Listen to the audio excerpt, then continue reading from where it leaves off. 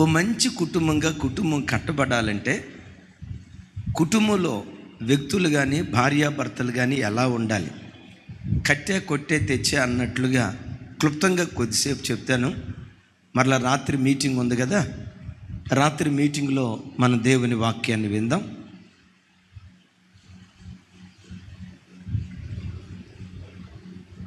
Right, ఓ చిన్న మాట బైబిల్లో నుంచి మీకు గుర్తుకు తెస్తాను. ఒకసారి మీ బైబిల్ తెరవండి. రోమీయులకు రాసిన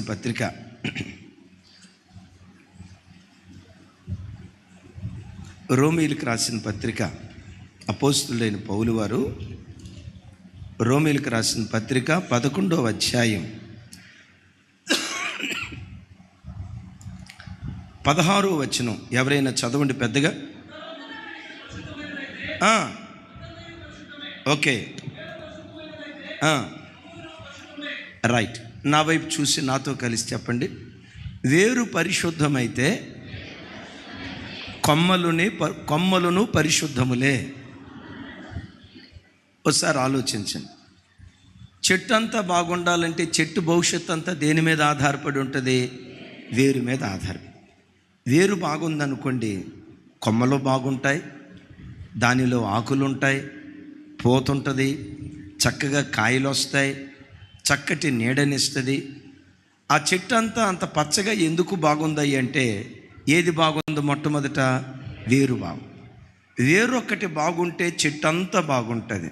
ఓ మాట, ఒకవేళ వేరే కుళ్ళిపోతే, వేరే పాడైపోతే, వేరే చెడిపోతే, వేరుకే చెదలబడితే, వేరే కుళ్ళిపోతే చెట్టు అంతా నెట్ట నిలువున కుళ్ళిపోతుంది. చెట్టు భవిష్యత్తు అంతా వేరు మీద ఆధారపడింది కదా. ఓ మాట, కుటుంబ వ్యవస్థను ఒక వృక్షంతో పోలిస్తే ఆ కుటుంబ వ్యవస్థ అనే వృక్షంలో పిల్లలు కొమ్మలైతే వేరెవరై ఉండొచ్చు? వేరు తల్లి తండ్రి. నేను ఖచ్చితంగా చెప్తాను, 75% తల్లిదండ్రులు బాగుంటే పిల్లలు బాగానే ఉంటారు. తల్లిదండ్రులు భక్తిపరులుగా బ్రతికితే పిల్లలు భక్తిపరులుగా బ్రతుకుతారు. ఒకవేళ తల్లిదండ్రులే పాడైపోతే కుటుంబ వ్యవస్థ అంతా కుళ్ళిపోయేటువంటి ప్రమాదం ఉంది. వాక్యంలో ఏం చూస్తూ ఉన్నాం?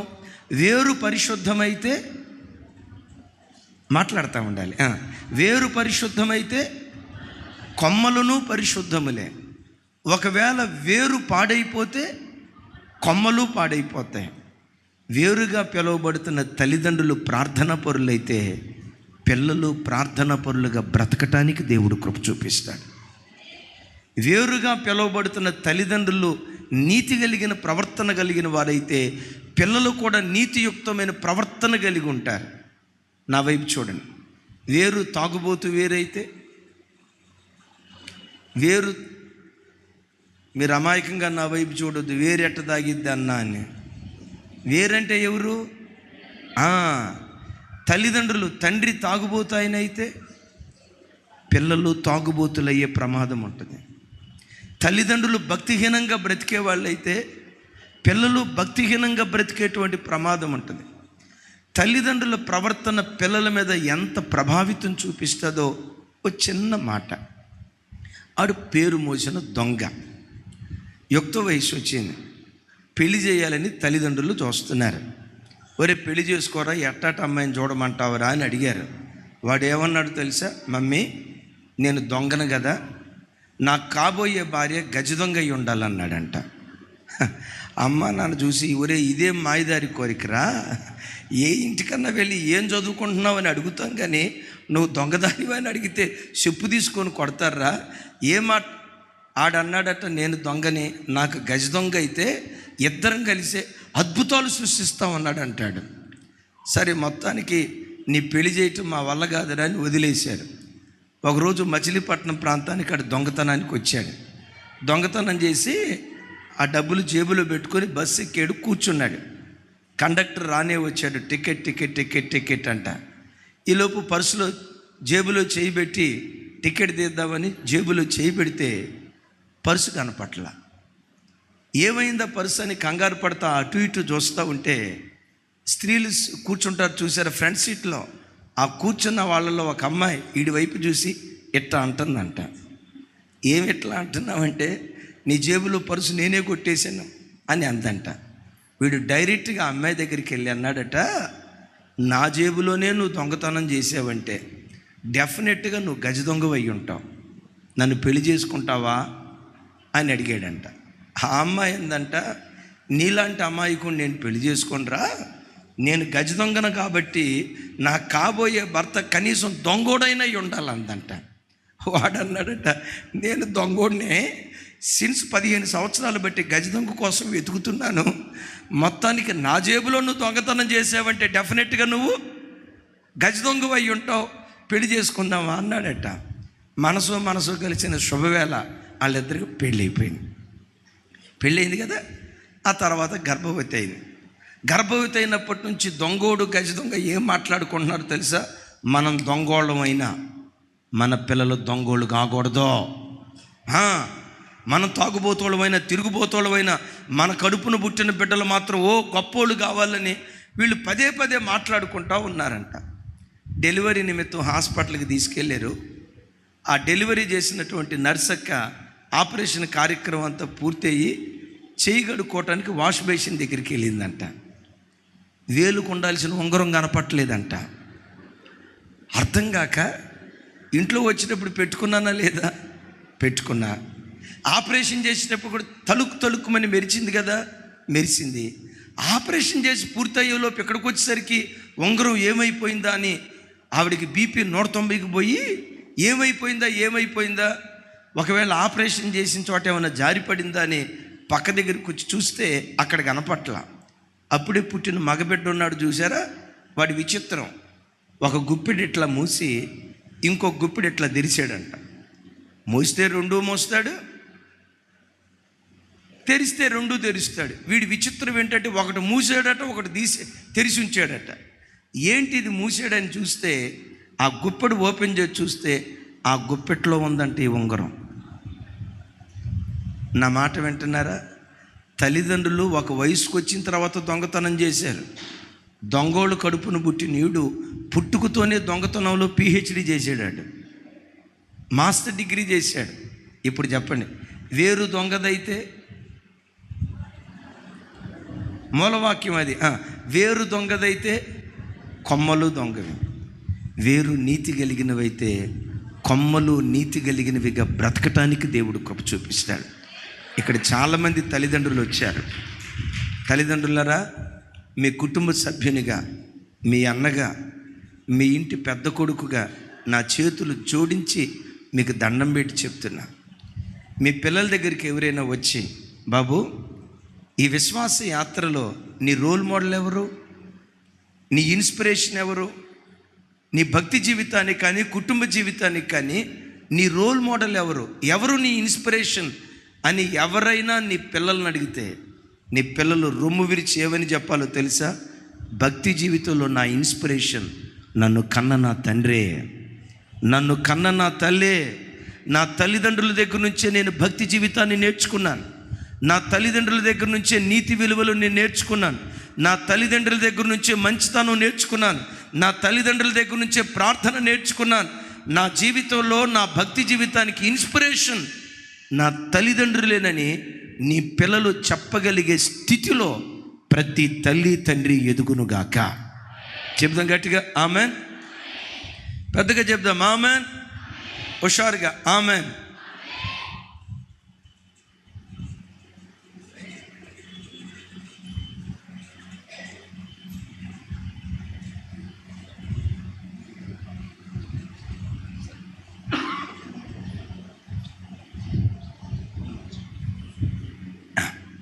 ప్రైజ్ ది లార్డ్, హల్లెలూయా.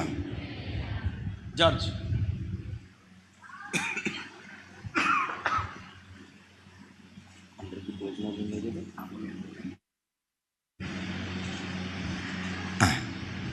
వేరు పరిశుద్ధమైనదైతే కొమ్మలు పరిశుద్ధం. రైట్, విన్నారు కదా? పరిశుద్ధ గ్రంథమైన బైబిల్లో 4 కుటుంబాలు కట్టే కొట్టే తెచ్చి అన్నట్లుగా 4 కుటుంబాలు గురించి చెప్తాను. ఆ కుటుంబాలు గురించి చెప్పే ముందు మిమ్మల్ని అడుగుతాను, బైబిల్ అంతటిలో ఆదికాండం నుండి ప్రకటన గ్రంథం వరకు మీకు ఇష్టమైన కుటుంబాలు ఏంటి? ఏ కుటుంబాలంటే బైబిల్లో మీరు బాగా ఇష్టపడతారు? అవ్వాదాముల కుటుంబాన్ని ఇష్టపడతారా? కయ్యూను తన భార్య కుటుంబాన్ని ఇష్టపడతారా? ఏ కుటుంబం అంటే బైబిల్ అంతట్లో మీకు ఇష్టం? ఏ కుటుంబాన్ని మీరు ఎక్కువ ఇష్టపడతారో మీకు ఇష్టమైన కుటుంబాల పేర్లు చెప్పండి ఒకసారి. రూబేన్ అన్న, మీకు ఏ కుటుంబం అంటే ఇష్టం? పద్దాకలు నా మీదే పడతారు ఏంటని అంటారా? మరి ఇంత భారీ విగ్రహం ఉన్న తర్వాత మనం పర్సనల్గా మాట్లాడుకుందామా? అజయ్ అన్న, మీకే కుటుంబం అంటే ఇష్టం?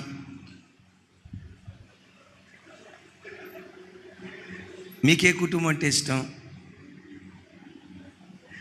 బైబిల్ అంతట్లో తల్లి నా వైపు చూడండి, బైబిల్ అంతట్లో మీకు బాగా ఇష్టమైన కుటుంబం ఏది?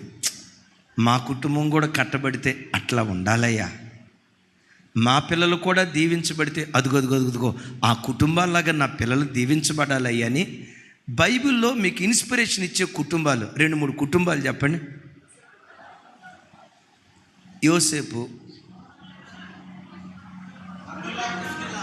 అకులా, ప్రిస్కిల్లా, ఇంకా చెప్పండి తల్లి, మాట్లాడుకుందాం.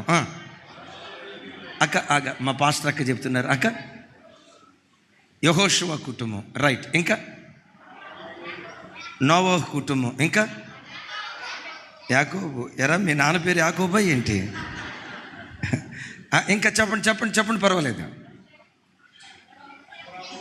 నోవహు కుటుంబం అయిపోయింది, రైట్. బైబిల్ అంతట్లో మీరు చెప్పిన కుటుంబాలన్నీ చాలా మంచి కుటుంబాలు. అయితే ఆ కుటుంబం పేరేంటో మీరు చెప్పండి. ఆ భార్యాభర్తలకు 3 పిల్లలు. పెద్దోడు మొట్టమొదటి ప్రధాన యాజకుడు, కుమార్తె ప్రవక్తి, చిన్న కుమారుడు మహా గొప్ప నాయకుడు. అమ్రాము, యోకెబెదుల కుటుంబం. అద్భుతం. 3 పిల్లలు పుట్టారు. 3 పిల్లలు ఇశ్రాయేలీల చరిత్రను తిరగరాశారు. ఇశ్రాయేలీల చరిత్రను సువర్ణాక్షరాలతో రాయబడిన ఒక అద్భుతమైన కుటుంబం. నేను మిమ్మల్ని అడుగుతాను, మీకు మోషే పేరు బాగా తెలుసా? అమ్రాము, యోకెబెదుల పేరు బాగా తెలుసా? పిల్లలను బట్టి తల్లిదండ్రులకు అంత ఘనత వచ్చింది. విన్నారా ఈ మాట? పిల్లలను బట్టి తల్లిదండ్రులకు అంత ఘనత వచ్చింది. ఆ కుటుంబం ఏదంటే అమ్రాము, యోకెబెదుల కుటుంబం. సహజంగా చాలా కుటుంబాల్లో ఎక్కువ శాతం మనం చూసేది ఏంటంటే, పెద్దోడు బాగున్నాడంటే చిన్నోడు పరిస్థితి బాగుండదు. పర్వాలేదులే చిన్నోడు సెటిల్ అయిపోయాడంటే పెద్దోడిని గూర్చి ఏడుస్తారు. కూతురు జీవితం బాగుందంటే కొడుకు జీవితం బాగాక, ఒకరు బాగుంటే ఒకరు బాగాక ఏ కుటుంబంలో చూసినా ఇదే వ్యధ. కానీ అమ్రాము యోకెబెదుల కుటుంబానికి వచ్చేసరికి 3 బిడ్డలు ఆణిముత్యం లాంటి బిడ్డలు. పుడితే ఇట్లాంటి పిల్లలే పుట్టాలి, కంటే ఇలాంటి పిల్లల్నే కనాలి, పెంచితే ఇలాంటి పిల్లల్ని పెంచాలని ప్రతి తల్లి తండ్రి కోరుకునే దివ్యమైనటువంటి పిల్లలు అమ్రాము యోకెబెదుల కుటుంబంలో పుట్టారు. పెద్దవాడు ప్రధాన యాజకుడు, కుమార్తె ప్రవక్తి, చిన్నవాడు మహా గొప్ప నాయకుడు. ఈ కుటుంబ ఆశీర్వాద ప్రార్థనకు వచ్చిన బిడ్డలారా, నీ గర్భాన్ని కూడా ధన్యం చేసి ఒక యోకెబెదు కుటుంబంలాగా నీ కుటుంబాన్ని దేవుడు దీవించును గాక. అమ్రాము యోకెబెదుల కుటుంబాలుగా మన కుటుంబాలను దయగల దేవుడు వర్ధిల్ల చేయును గాక. అయితే అలాంటి దివ్యమైన కుటుంబంగా ఈ కుటుంబం మారటానికి తల్లిదండ్రులు ఎలా ఉన్నారో ఒక మాట బైబిల్లో మీకు గుర్తుకు తెస్తా.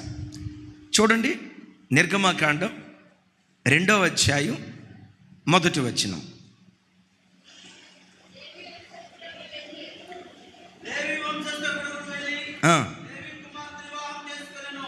నాతో కలిసి చెప్పండి, బ్యాక్.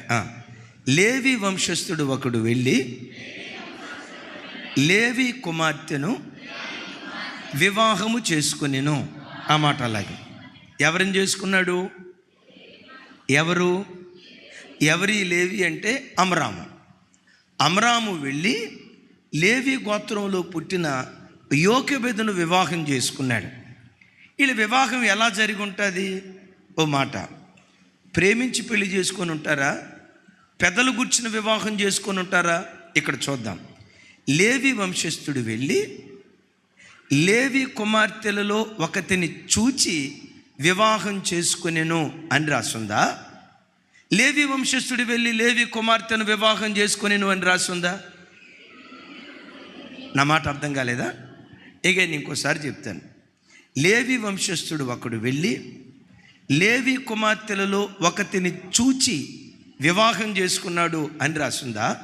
లేవి వంశస్థుడు వెళ్ళి లేవి కుమార్తెను వివాహం చేసుకున్నాడు అని రాసుందా?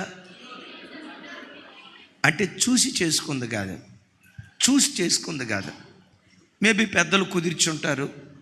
లేవి గోత్రంలో పుట్టినవాడు కనుక ఆ లేవి వంశస్థురాల్ని తను వివాహం చేసుకున్నాడు. వాళ్ళ వివాహం అయిన తర్వాత అద్భుతం. పాత నిబంధనలో ధర్మశాస్త్రం రాకమునుపు బహుభార్యాతత్వం ఉండేది. కానీ అమ్రాము యోకెబెదుల దగ్గరికి వచ్చేసరికి అమ్రాము యోకెబెదును వివాహం చేసుకున్న తర్వాత మరొక స్త్రీని వివాహం చేసుకున్నట్లుగా కానీ ఉపపత్నులను చేసుకున్నట్లుగా కానీ బైబిల్లో ఎక్కడా చూడం. యోకెబెదు ఏకపత్ని వ్రతుడు. ఆమెన్, ఏకపత్ని వ్రతుడు. ఇంకొక మాటలో చెప్పాలంటే అమ్రాము యోకెబెదుల కుటుంబం పవిత్రత అనే పునాదుల మీద కట్టబడినటువంటి కుటుంబం. ఏ కుటుంబం చెప్పండి?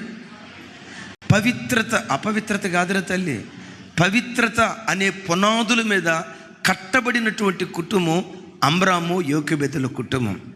భార్యాభర్తలారా, వివాహం కొరకు ఎదురు చూస్తున్న యవన బిడ్డలారా, మీ వివాహ వ్యవస్థ ఎంత పవిత్రంగా ఉంటుందో పవిత్రమైన పునాదుల మీద కట్టబడిన కుటుంబాలలో నుండి ప్రవక్తలను దేవుడు పుట్టిస్తాడు, పాలకులను దేవుడు పుట్టిస్తాడు. చాలా చోట్ల యవన బిడ్డలేసే తప్పటడిగేంటో చెప్పంటారా? 15-16 సంవత్సరాల వయసు, ప్రత్యేకంగా ఈ కాలంలోనైతే 15-16 సంవత్సరాల వయసుకు వచ్చేసరికి యవన బిడ్డలు చేసే పని ఏంటో తెలుసా? మమ్మీ, నేను అబ్బాయిని ప్రేమించా, ఆ అబ్బాయికి మనసు ఇచ్చా, ఆ అబ్బాయితో పెళ్లి చేశారా సరే, పెళ్లి చేయకపోతే ఊరేసుకొని చచ్చిపోతా, కిరోసిన్ పోసుకొని తగలబెట్టుకుంటా, ఆత్మహత్య చేసుకుంటా. మీరు పెళ్లి చేయకపోతే నేనే వెళ్ళి పెళ్లి చేసుకుంటానని చెప్పి తల్లిదండ్రులను బలవంతం చేసి టార్చర్ పెట్టి మానసిక కృంగుదలకు గురి చేసి ఓ రకంగా సెంటిమెంట్ ఉపయోగించి మీరు చేయకపోతే నేను వెళ్ళి చేసుకుంటా. అప్పుడు పోయేది మీ పరువేగా. మీ పరువు కాపాడాలంటే చెయ్యండి అని చెప్పి తల్లిదండ్రులను బలవంతం చేసి కొంతమంది ప్రేమ వివాహాలు చేసుకుంటారు. ప్రేమ వివాహాలు తప్ప ఒప్ప అనేది నేను మాట్లాడను. కానీ ఓ మాట, మీ ప్రేమ వివాహం అయిన తర్వాత మీకు పిల్లలు పుట్టారు.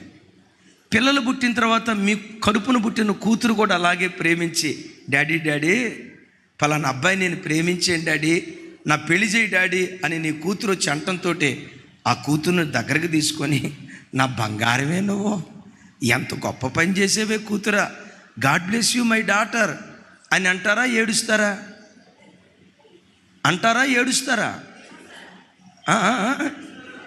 చెప్పాలి. అంటారా ఏడుస్తారా?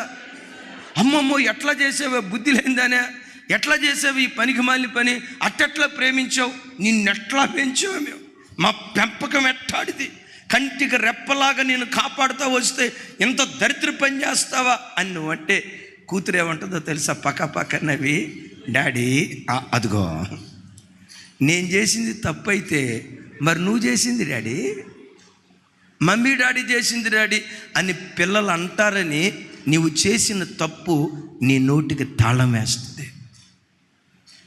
అందుకని భార్యాభర్తలారా, మీ కడుపున పుట్టిన పిల్లలు ఎప్పుడు మిమ్మల్ని వేలెత్తి చూపించేటట్లుగా పొరపాటున బ్రతకొద్దు. వాళ్ళు వేలెత్తి చూపించారా, రేపు గద్దించలేని తండ్రిగా, గద్దించలేని తల్లిగా నువ్వు మిగిలిపోతావు. ఎలాగో బైబిల్లో ఒక మాట చెప్తాను. పరిశుద్ధ గ్రంథమైన బైబిల్లో అమ్నోను తామారును చెరిపాడు. తామారు బట్టలు చింపుకొని జుట్టు మీదేసుకొని పిచ్చిదిలాగా ఏడుస్తూ వచ్చింది తండ్రి దగ్గరికి. అడిగాడు దావీదు, అమ్మా ఏమైందిరా, ఏం జరిగింది? ఇంకేం జరిగిందే ఉంది డాడీ, ఒకడు నన్ను చెరిపాడు డాడీ, నా జీవితాన్ని పాడు చేశాడు డాడీ, నా కన్యత్వాన్ని నిట్ట నిలువున అపవిత్రపరిచాడు డాడీ అని ఏడుస్తూ ఉంది. దావీదు అనుకున్నాడు, నేను రాజునై రాజ్యాన్ని పరిపాలన చేస్తుండగా నా కుమార్తె ఒంటి మీద చెయ్యేసి అంత ధైర్యం దమ్ము ఎవడికొచ్చింది? తమరో వాడెవడో, వాడి పేరేంటో చెప్పు, వాడిని చంపి ముక్కలు చేసి వాడి మాంసాన్ని ఆకాశ పక్షులకు ఆహారంగా వేస్తాను, వాడి పేరేంటో చెప్పు. అప్పుడు కూతురు అంటది, ఎవరో కాదు డాడీ, నీ కడుపును పుట్టిన జ్యేష్ఠ కుమారుడున్నాడే, అమ్నోను నన్ను పాడు చేసే డాడీ అని అంది. బైబిల్లో అక్కడ చూస్తే దావీదు మిగులు కోపగించుకొని మౌనం అయిపోయాడంట. మిగులు కోపగించుకొని ఏం చేయాలి? రే అమ్నోనా ఇట్రా, బుద్ధి లేనోడా, తామారేమవుతుందిరా నీకు, చెలి కాదా, నువ్వు చేసిన నీచమైన కార్యక్రమం ఏంట్రా అని ఆ తండ్రి కొడుకును పిలిచి గద్దించి అవసరమైతే పెట్ట ఒక దెబ్బ కొట్టాలి. దావీదు కొట్టినట్లుగా కానీ గద్దించినట్లుగా కానీ బైబిల్లో ఎక్కడ మనం చూడం. దావీదు మౌనం అయిపోయాడట. అక్క, దావీదు ఎందుకు మౌనం అయిపోయాడో తెలుసా? ఒకవేళ అమ్నోనునే గనక పిలిచి గద్దిస్తే, నానా నేను తామారుతో చేసింది తప్పైతే బత్షెబాతో చేసింది నువ్వు ఒప్పా, బత్షెబాతో నువ్వు చేసిన కార్యం ఒప్పా అని కొడుకు ఎక్కడ ఎదురు ప్రశ్నిస్తాడోనని తాను చేసిన తప్పు పిల్లల్ని గద్దించకుండా నోటికి తాళం వేసేసింది. అందుకని తల్లిదండ్రులారా, నా వైపు చూడండి.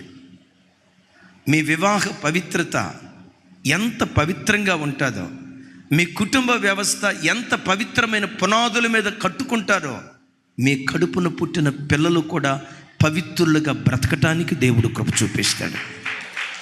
ప్రత్యేకంగా యవ్వన బిడ్డలకు నా మనవి, ఈ కాలంలో యవ్వన బిడ్డలకి మచిలీపట్నం మేబీ అంత అడ్వాన్స్ కాకపోయి ఉండొచ్చు. అఫ్కోర్స్ ఇది మున్సిపాలిటీయే కదన్నా, కార్పొరేషన్. మరి ఇక్కడ ఎట్లా ఉందో తెలియదు. హైదరాబాద్లో ఒక చోట యవ్వన బిడ్డల పరిస్థితి ఎలా అయిపోయిందో అర్థం పట్టే సంగతి. ఈ సెల్ ఫోన్ వచ్చిన తర్వాత ఫోను మార్చినంత తేలిగ్గా బంధాలు మారుస్తున్నాడు. పాతగిలిన బట్టలను మార్చినంత తేలిగ్గా బాయ్ ఫ్రెండ్ని గర్ల్ ఫ్రెండ్లో మారుస్తున్న భయంకరమైన దుర్దినాల్లో ప్రస్తుతం ప్రజలు బ్రతుకుతున్నారు. హైదరాబాద్లో ఒక అబ్బాయి విపరీతంగా ప్రేమించుకున్నారంట. కాఫీ తాగుదామని కేఫ్కి వెళ్ళారు. ఎదురు బొదురు కూర్చున్నారు. వాళ్ళ మధ్యలో ఏవో పనికి మళ్ళీ మాటలు వచ్చినాయి. సరే, మాటల మధ్యలో ఆ అమ్మాయి ఫోన్ అక్కడ పెట్టి బయటికి వెళ్ళిందట వాష్రూమ్కి. ఈ పిచ్చోడు అక్కడ కూర్చొని అమ్మాయి ఫోన్ తీసుకొని నా ఫోన్ నంబరు ఏ పేరు మీద ఫీడ్ చేసుకుంది.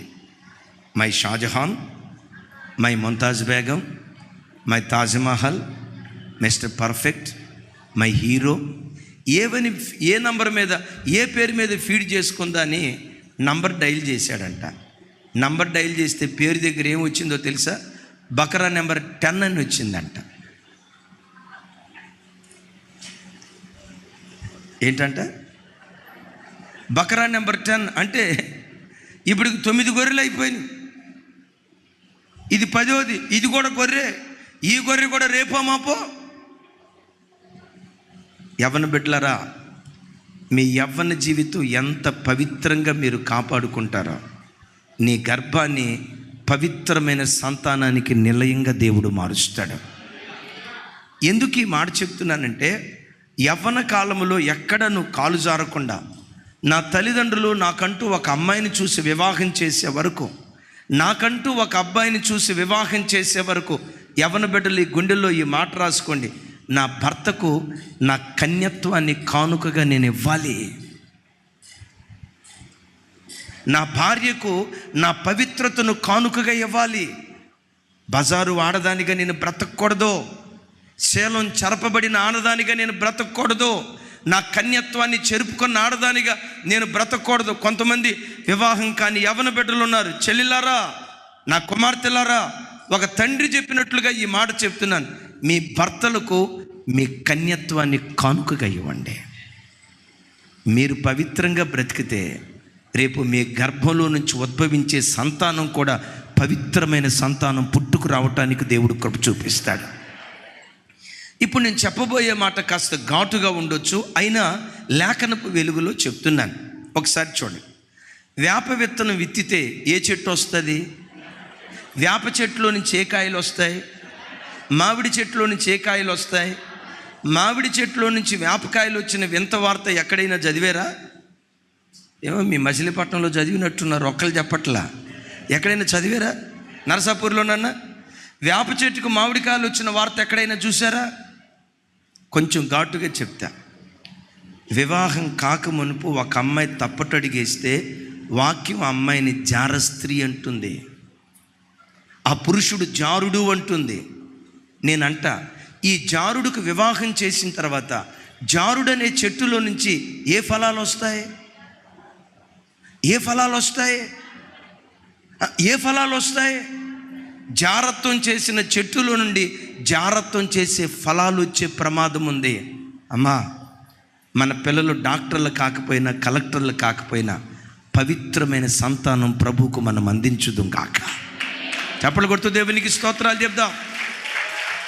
వివాహం కాని బిడ్డలు వివాహమయ్యి ఆ రోజు వరకు మీ పవిత్రతను కాపాడుకోండి. వివాహమైన భార్యాభర్తలారా, మనస్సులో కూడా పరస్త్రీకి చోటు ఇవ్వకుండా, మనస్సులో కూడా పరపురుషునికి చోటు ఇవ్వకుండా పవిత్రత అనే పునాదుల మీద మీ కుటుంబాలు కట్టుకుంటే నిశ్చయంగా మీ కుటుంబాలను ఈ తరపు అమ్రాము యోకెబెదుల కుటుంబాలుగా దేవుడు ఆశీర్వదించును గాక. ఒకడు ప్రధాన యాజకుడు, కుమార్తె ప్రవక్తి, చిన్న కుమారుడు. ఇశ్రాయేలీల 430 సంవత్సరాల చరిత్రలో ఏ ఇశ్రాయేలుడు చేయలేని ఒక అద్భుతమైన కార్యం మోషే ద్వారా దేవుడు జరిగించాడు. నా చేతులెత్తి మిమ్మల్ని దీవిస్తున్నాను.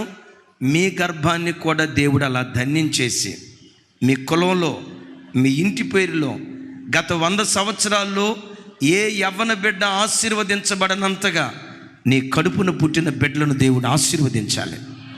ఎవ్వరూ సాధించలేని విజయాలు నీ పిల్లలు సాధించేటట్లుగా ఒక సూచనగా దేవుడు నిలవబెట్టునుగాక. మోషేకు దేవుడిచ్చిన ఆధిక్యత మామూలు ఆధిక్యత కాదు. మరలా చెప్తున్నాను ఆ మాట. 430 సంవత్సరాల ఇశ్రాయేలీల చరిత్రలో ఏ ఇశ్రాయేలీడు చేయలేని ఓ ప్రత్యేకమైన కార్యం అమ్రాము యోకెబెదుల కడుపును పుట్టిన మోషే ద్వారా దేవుడు జరిగించాడు. అమ్మా, నీ గర్భాన్ని కూడా దేవుడు అలా ధన్యం చేసి భారతదేశ చరిత్రను తిరగరాసే చరిత్రకారులను నీ ఇంటిలో నుంచి దేవుడు పుట్టించునుగాక. నీ గర్భంలో నుంచి దేవుడు పుట్టించునుగాక. చెప్పండి, అలా పుట్టించున్నట్లుగా మన కుటుంబాలను ఏ పునాది మీద కట్టుకోవాలి? పవిత్రత అనే పునాదుల మీద కట్టుకోవాలి. అమ్రాము యోకెబెదుల కుటుంబం. ఆ తర్వాత కుటుంబాన్ని గురించి చెప్పాల్సి వస్తే బైబిల్లో నాకు బాగా ఇష్టమైన కుటుంబాల్లో ఒక కుటుంబం హన్నా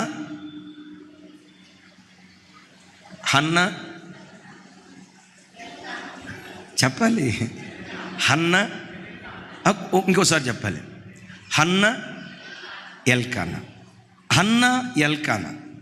ఆ కుటుంబంలో 6 పిల్లలు పుట్టారు. పుట్టిన మొట్టమొదటి కొడుకు జ్యేష్ఠుడు ఉన్నాడే సమూయేలు. సమూయేలును గురించి బైబిల్ ఏమని రాసిందో తెలుసా?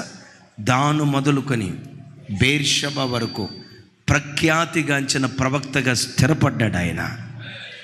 నేను అంటాను, సమూయేలు ఊరు పేరు ఉన్నవాడు కాదు, అనామకుడు, ఓ పల్లెటూరుకు చెందినవాడు. ఓ మాట మిమ్మల్ని అడుగుతాను, సమూయేలు ఊరు పేరు తెలిసిన వాళ్ళు చేతులు ఎత్తండి.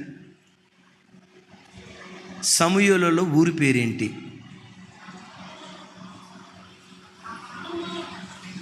ఎవరు వెనక చెప్తున్నారు? రామా కాదు, అక్కడ ఇంకొక పదం ఉంది. ఇప్పుడు బైబిల్ చూడవద్దు, ఎవరు నా వైపు చూడాలి. సమూయేలు ఊరి పేరేంటి? ఆహాబా. ఆహాబాకి ఎక్కడున్నాడు రా నాయన? పాస్టర్లు కాదు తమ్ముడా, ఇప్పుడు నువ్వు బైబిల్ చూడవద్దు, దూరుకో, నా వైపు చూడు.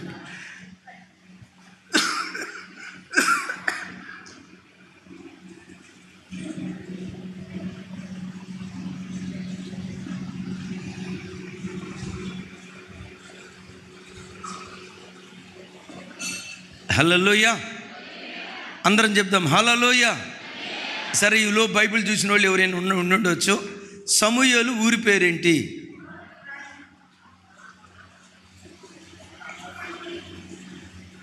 నువ్వు చెప్తేనే నీకు ఆర్డినేషను, లేకపోతే క్యాన్సిల్.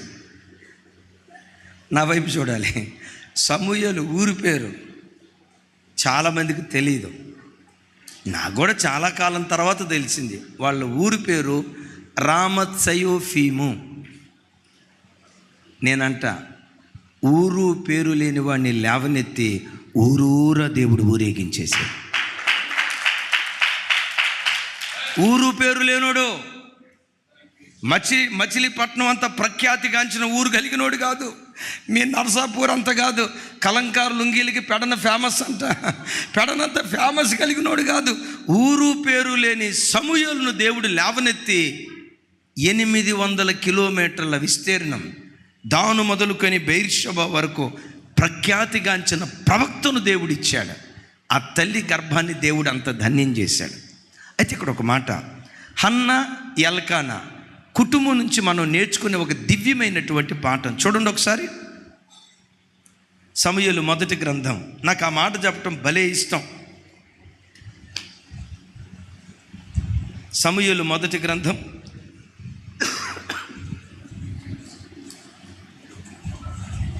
మొదటి అధ్యాయం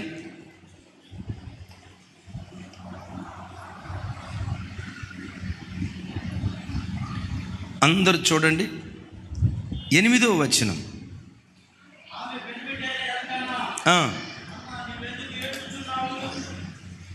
చదువు బ్రదర్.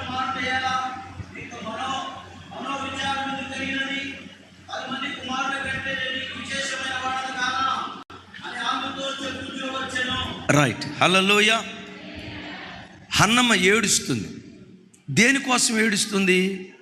ఆ తల్లికి పిల్లలు లేరు.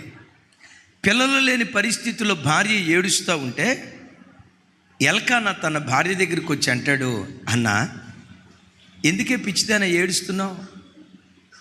మనకి ఎప్పుడైనా పిల్లలు లేరని, నువ్వు సంతానహీనురాలివని, అదే లోకం ముద్రేస్తే అదే గుడ్రాలివని ఏనాడైనా ఒక్క మాట నిన్ను అన్నానా? చెయ్యి, ఏడవకో.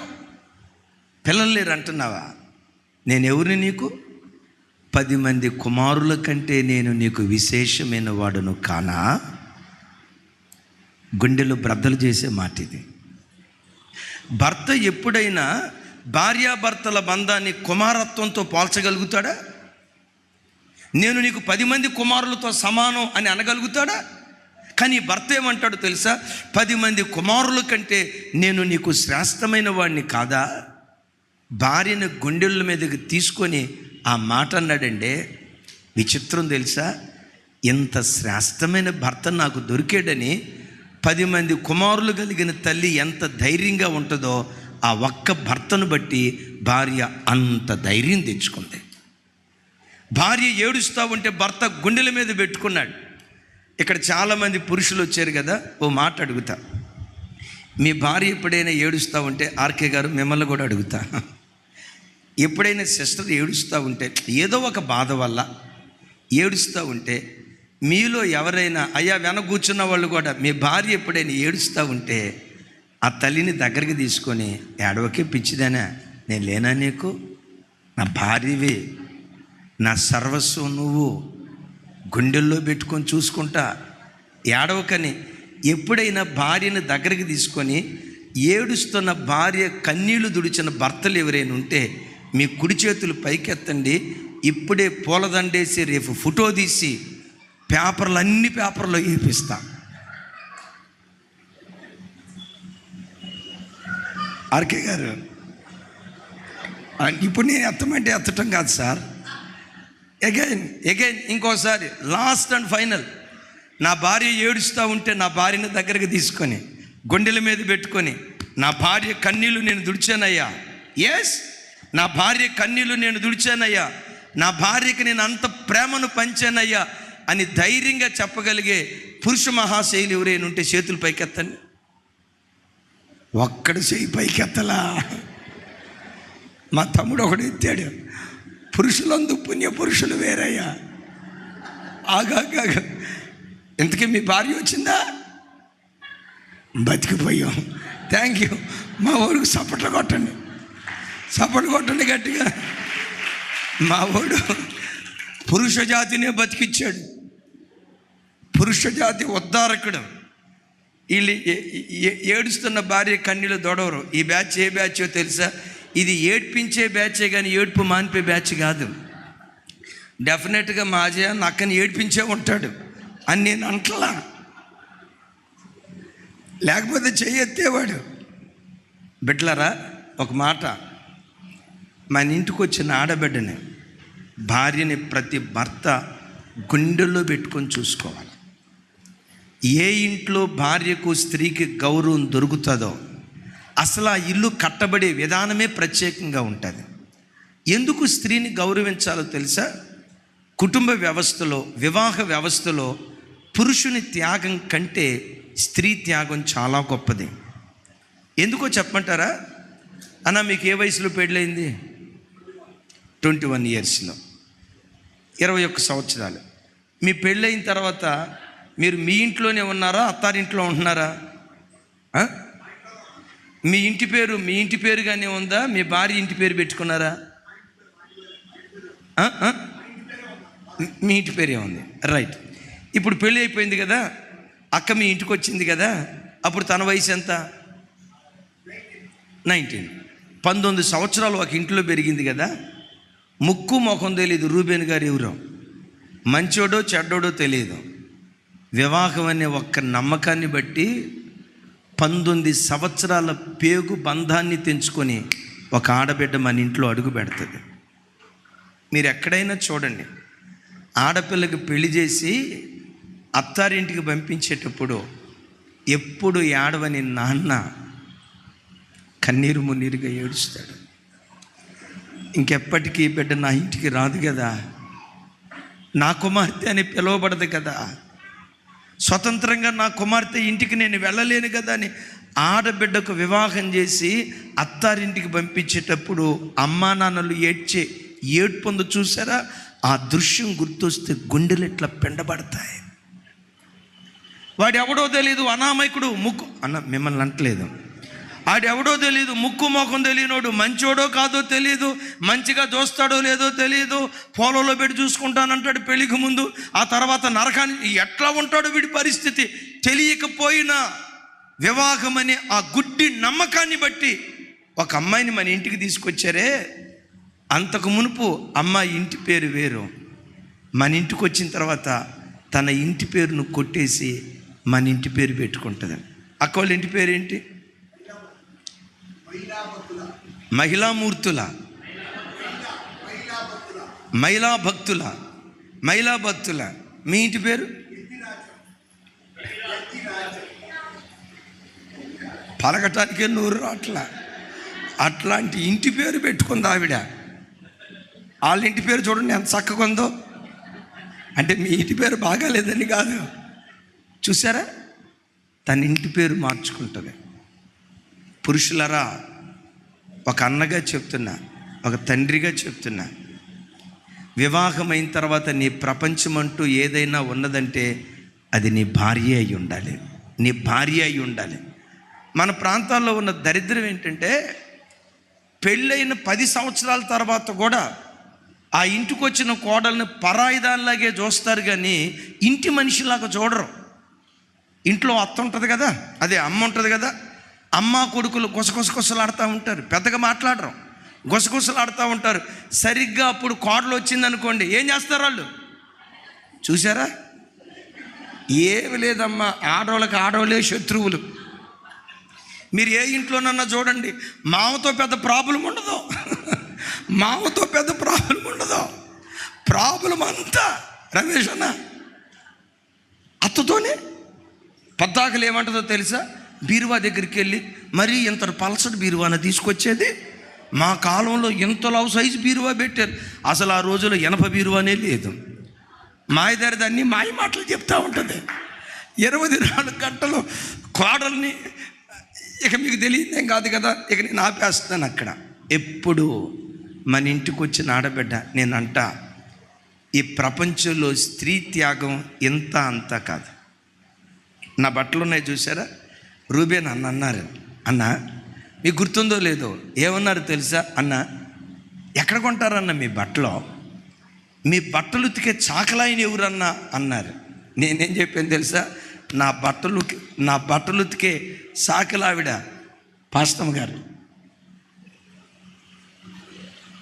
టిల్ డేట్ ఎప్పటికీ తానే నా బట్టలు ఉతుకుతుంది, తానే గంజి పెడుతుంది. నేను ఎక్కడైనా 24 గంటల మందంతా ప్రపంచ పర్యటన, నేను శనివారం వచ్చేసరికి బట్టలన్నీ రెడీ చేసి పెడతాను. నా కోసం తాను ఇంత అంకితం చేసుకున్న తనను నేను మర్చిపోతే, తనను చులకం చేస్తే, నా అంత మూర్ఖుడు, నా అంత వెర్రోడు, నా అంత అజ్ఞాని ప్రపంచంలో ఇంకొకడు ఎవడు ఉండడు. వివాహమై 15 సంవత్సరాలైనా కూడా ఆ ఇంటికి వచ్చిన కోడల్ని బయట దానిలాగా చూస్తారు. ఇది మా కుటుంబ విషయం, నువ్వెందుకు మాట్లాడుతున్నావు, ఇది మా కుటుంబ విషయం, నువ్వెందుకు మాట్లాడుతున్నావు అని 15 సంవత్సరాల తర్వాత కూడా ఆడబిడ్డను బయటది చూసినట్టు చూస్తారు. ఎప్పుడు భర్తలారా, ఇంకో మాట చెప్తాను, ఇది చెప్పి తర్వాత విషయానికి వెళ్తాను. నీ భార్య పట్ల నీ గుండెల్లో ప్రేమ ఉంటుంది కదా. నేనంట, భార్య పట్ల ప్రేమ లేని భర్త ఎవరు? డెఫినెట్గా ఉంటుంది. సహజంగా ఏ మనిషి అయినా కోపాన్ని చూపించగలిగినంత తేలిగ్గా ప్రేమను కనపరచలేడు.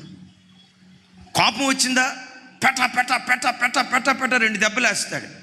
దెబ్బలేసి ఇప్పుడు డ్యూటీకి వెళ్ళాడు కదా, తమ్ముడా ఎప్పుడైనా చెల్లిని కొట్టావా? అబద్ధం ఆడకుండా చెప్పు, నువ్వేం యేసు ప్రభు కాదులే కానీ కొట్టావు కదా, 1 2 నిన్నే కొట్టిందా? ఈ రెండిట్లో ఏదో ఒకటి సరికొంటుంది. ఒక్కసారి ఊరుకో, నువ్వే కొట్టావా తల్లి? రైట్, మంచి. తమ్ముడా నువ్వు ఎప్పుడైనా కొట్టావు? ఒక దెబ్బ, నిలబడి పర్లేదు. రైట్, కూర్చో.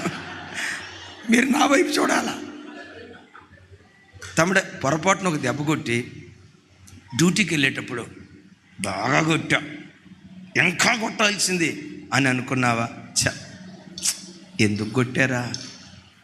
నా కోపాన్ని కంట్రోల్ చేసుకుంటే బాగుండేది కదా. పాపం దాన్ని కొట్టి బయలుదేరా, ఎంత ఏడుస్తుందో, ఇంట్లో ఎంత రోదన చెందుతుందో. అయినా నా భార్యకి నేను తప్పితే ఎవరున్నారు, అనవసరంగా కొట్టా అని బాధపడ్డావా లేదా తమ్ముడా? అయ్యా బాధపడతారా లేదా?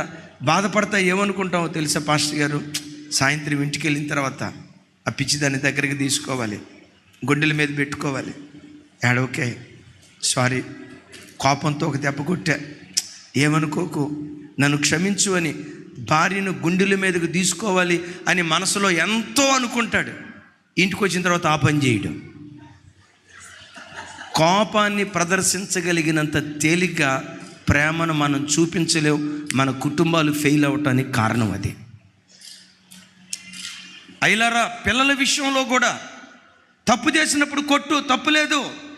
తల్లిగా నువ్వు కొట్టావు కదా, కొట్టిన తర్వాత వాళ్ళ విషయమై ఎంత ఏడ్చావో, అయ్యో వాడి ఒంటి మీద వాతలు పడేటట్లుగా కొట్టా, వాడు ఎంత ఏడుస్తున్నాడో, వాడు ఎంత అల్లాడిపోతున్నాడోనని తర్వాత నువ్వు ఎంత మనోవేదన చెందావో కదా. నువ్వు అనుభవించిన మనోవేదన చూసావు. పిల్లలు వచ్చిన తర్వాత వాళ్ళని కూర్చోబెట్టి, రాయ్ నేను కొట్టడం అయితే కొట్టే, కానీ నేను కొట్టిన తర్వాత నేను ఎందుకు ఏడ్చానో తెలుసా, అసలు నేను ఎందుకు కొట్టానో తెలుసా, నా గుండెల్లో ఉన్న ఆశ ఎదిరాని నీ గుండెల్లో ఉన్న ప్రేమ ఎక్స్ప్రెస్ చేయి. దేవుడు ఎవరో కాదు, మా నాన్నే దేవుడు అంటాడు. వాడు పెద్దగా చెప్తాం ఆమెన్. అన్న ఇది మీకు ఎలా తెలిసిందని అంటారా? నా చిన్నతనంలో జరిగిన సంగతి. మా నాన్నగారు గవర్నమెంట్ హాస్టల్లో వర్కర్గా పనిచేసేవాడు. అప్పుడు ప్రోగ్రెస్ కార్డు ఇచ్చారు, క్వార్టర్లీనో హాఫర్లీనో. అందరు పిల్లలు అన్న నాకు ఈ మార్కులు వచ్చినాయి అని ప్రోగ్రెస్ కార్డు చూపిస్తున్నారు. నేను మాత్రం చూపించట్లా. నా వైపు చూడండి, మా నాన్న కన్నులు ఎవరి కోసం వెతుకుతూ ఉంటాయి? నా కోసమే. ఈడు ఇంకా రాలేదే 2 రోజులు చూశాడు, నేను చూపించలా. 3వ రోజు ఆయనే పిలిచి హాస్టల్లో, రై నీ ప్రోగ్రెస్ కార్డు ఎదురా, ఇచ్చారా లేదా? ఇచ్చారు నాన్న. మరి తీసుకొచ్చి చూపించలేదే? సూట్ కేసులో కింద పెట్టాను, ట్రంక్ పెట్టిలో కింద పెట్టానా అన్నాడు. తీసుకురా అన్నాడు. చూశాడు, అన్నీ బొటాబొట్టి మార్కులు. మరలా ఆ ట్రంక్ పెట్టిలోనే పెట్టిరా అన్నాడు. గదిలోకి వచ్చా. ఆ హాస్టల్లో గదికి రావటంతో తలిపేసి గడి పెట్టాడు. అన్నం వండటానికి ఇంతలో దొడ్డు కర్ర ఒకటి ఉంటుంది, ఇంత పొడుగు ఉంటుంది. ఆ కర్ర తీసుకొని హాస్టల్ మూలక బోరా అన్నాడు. ఇక వెళ్ళిన తర్వాత కొట్టాడండి, చెత్త కొట్టాడు. ఒంటి మీద అంతా వీపులు, వాతలు పడిపోయినాయి. మధ్యాహ్నం స్కూల్కి వెళ్ళాలా, స్కూల్కి వెళ్ళో. ఆయన గద్దించి తిట్టి రకరకాలుగా చేసి స్కూల్కి పంపమంటే నాకేమనిపించిందో తెలుసా? దెయ్యం ఎవరో కాదు, మా నాన్నే దెయ్యం. హిట్లర్ ఎవడో కాదు, మా అయ్యే హిట్లర్. ఇట్టాటోడు కడుపున పొరపాటు నేను పుట్టా. ఎందుకు ఇట్టాటోడు కడుపున పుట్టానని నా మనసులో పసి హృదయం తండ్రిని ఎంత తిట్టుకుందో అంత తిట్టుకుంది. స్కూల్కి వెళ్ళాను, అయిపోయింది. సాయంత్రం 6:30 ప్రాంతంలో వచ్చాను. రావటంతో మరలా అన్నాడు, రాత్రి ఇంటికి రా అన్నాడు. ఇంటికి రా అంటంతో నా లోపల ఏమనిపించిందో తెలుసా? ఇంటికి వెళ్ళిన తర్వాత సెకండ్ క్వార్టర్ స్టార్ట్ చేస్తాడేమో, ఇది సరిపోలేదేమో, మరలా సెకండ్ టైం కొడతాడేమోనని నేను అప్పుడు ఏమనుకున్నాను తెలుసా? ఎటో కట్టి వెళ్ళిపోదామంటే డబ్బులు కావాలి కదా, ఎక్కడికి వెళ్తాం? ఎటో కట్టి వెళ్ళిపోదాం. ఆ రోజుల్లో ఇంత టెక్నాలజీ కనుక్కుంటే ఎటో ఒకటి వెళ్ళిపోయేవాడిని, లేదు కదా. సరే సాయంత్రం కొట్టాడులే, వెళ్దాంలే అని చెప్పి ఇంటికి వెళ్ళాను. ఇంటికి వెళ్తే విచిత్రం ఏంటో తెలుసా? ఇంటి లోపట గుమగుమలు, భలే మంచి వాసన. నాకు ఇష్టమైన భోజనం వండుతున్నట్లుగా అనిపించింది. తీసుకొచ్చి కాదు, ఆ వాసన బేలవటంతో ఎటో పోతుంది. ఇంట్లోనేమో మాంసం కూర వాసన వస్తుంది. సాయంత్రం రారా ఇంటికి అన్నాడు. ఎందుకు రమ్మన్నట్టు నాకు అర్థం కాక మా అమ్మని అడిగా, అమ్మ ఎందుకు రమ్మన్నాడమ్మా మా నాన్న అన్న. మా అమ్మ అంది, ఏమన్నయ్యా ఎందుకు రమ్మన్నాడో నాకేం తెలుసు, నాకేం తెలియదు అంది. ఆమె ఇంకెక్కువ చదివింది ఆకులు. నాకేం తెలుసయ్యా, ఎందుకు రమ్మన్నాడో తెలియదు అయ్యా అంది. విచిత్రం చూడండి, 8 దాకా నా గుండె ఏం చేస్తాడో, మరలా కొడతాడేమో. ఆ భోజనం చేసే సమయానికి మా నాన్న కూర్చొని, మా అమ్మ మా నాన్నకు భోజనం పెట్టి వెంటనే మా నాన్న నువ్వు కూడా రారా అన్నాడు. నా పక్కన కూర్చోబెట్టాడు, ప్లేట్ వేయించాడు. వీడు కూడా కడుపు నిండా భోజనం పెట్టో అన్నాడు. నేను మనసులో అనుకుంటున్నా, భోజనం పెట్టిన తర్వాత కొడతాడేమోనని. అప్పుడు ఏం చేశాడో తెలుసా? ప్రక్కన కూర్చోబెట్టుకొని ఆయన గుండెల మీద నన్ను ఆనించుకొని, నిన్ను ఎందుకు కొట్టానో తెలుసా? నీ మీద కోపంతో కాదురా, నా కొడుకును, నా రక్తం పంచుకొని పుట్టిన బిడ్డవే, నీ మీద నాకెందుకు కోపం ఉంటుందిరా? నిన్నెందుకు కొట్టానో తెలుసా?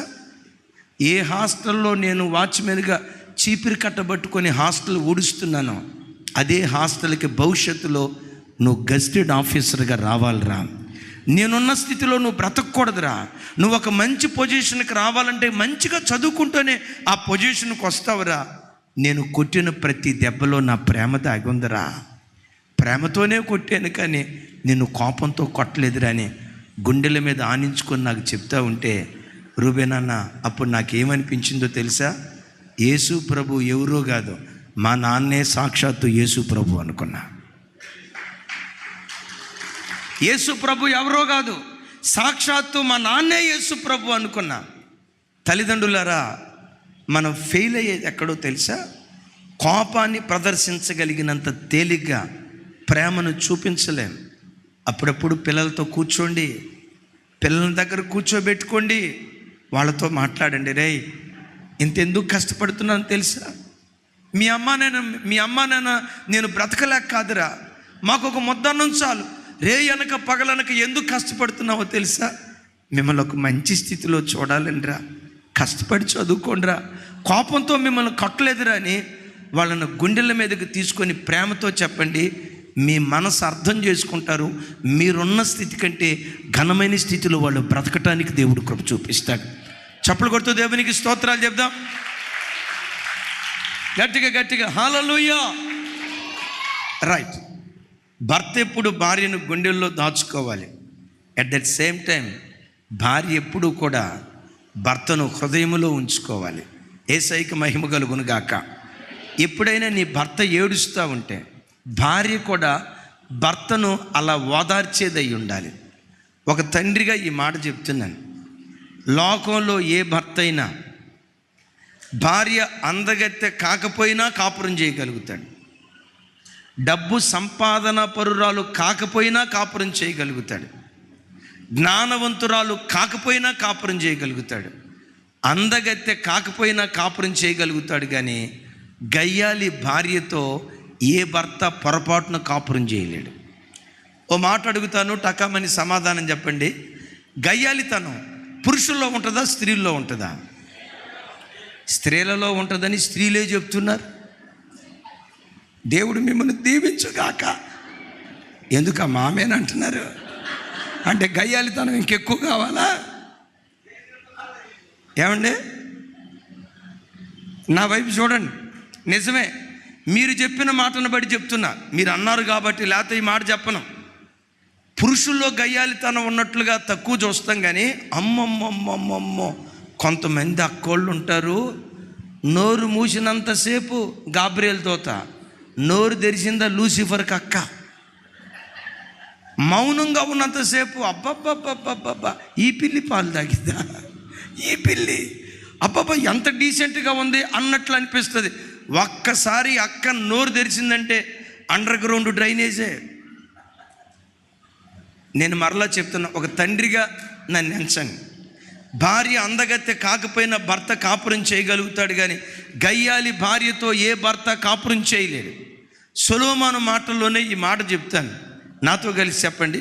గయ్యాలితో కాపురం ఉండుట కంటే, పెద్దగా గయ్యాలితో కాపురం ఉండుట కంటే అరణ్యంలో నివసించటం మేలు. పెద్దగా చెప్పండి. మీరు బ్రదర్స్ ఆగండి అయ్యా, సిస్టర్స్ చెప్తారు. ఏమని అన్నాడు చెప్పండి మొత్తం. అరణ్యంలో నివసించటం మేలు. ఎక్కడ నివసించడం మేలు అన్నాడు? మిమ్మల్ని అడుగుతాను, అరణ్యంలో ఎవరుంటారు? సింహాలు, పులులు, ఎలుగుబంట్లు, తోడేళ్ళు, ఇవి కదా అరణ్యంలో ఉండేది. నేను మిమ్మల్ని అడుగుతాను, సింహం భయంకరమైందా, గయ్యాలి భార్య భయంకరమైందా? మీరు ఆగండి. నాయన మీరు చెప్పండి. అన్న మీరు చెప్పండి. అన్న వైట్ హెయిర్, అన్న కళ్ళజోడు, మీరే తెల్ల చొక్క. సింహం భయంకరమైందా, గయ్యాలి భార్య భయంకరమైందా? మీరు చెప్పండి.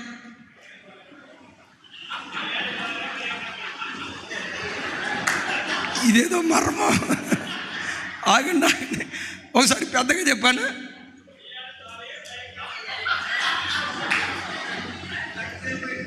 How it is? ఆర్కే గారు మీరు చెప్పండి. సింహం భయంకరమైందా, గయ్యాలి భార్య భయంకరమైందా?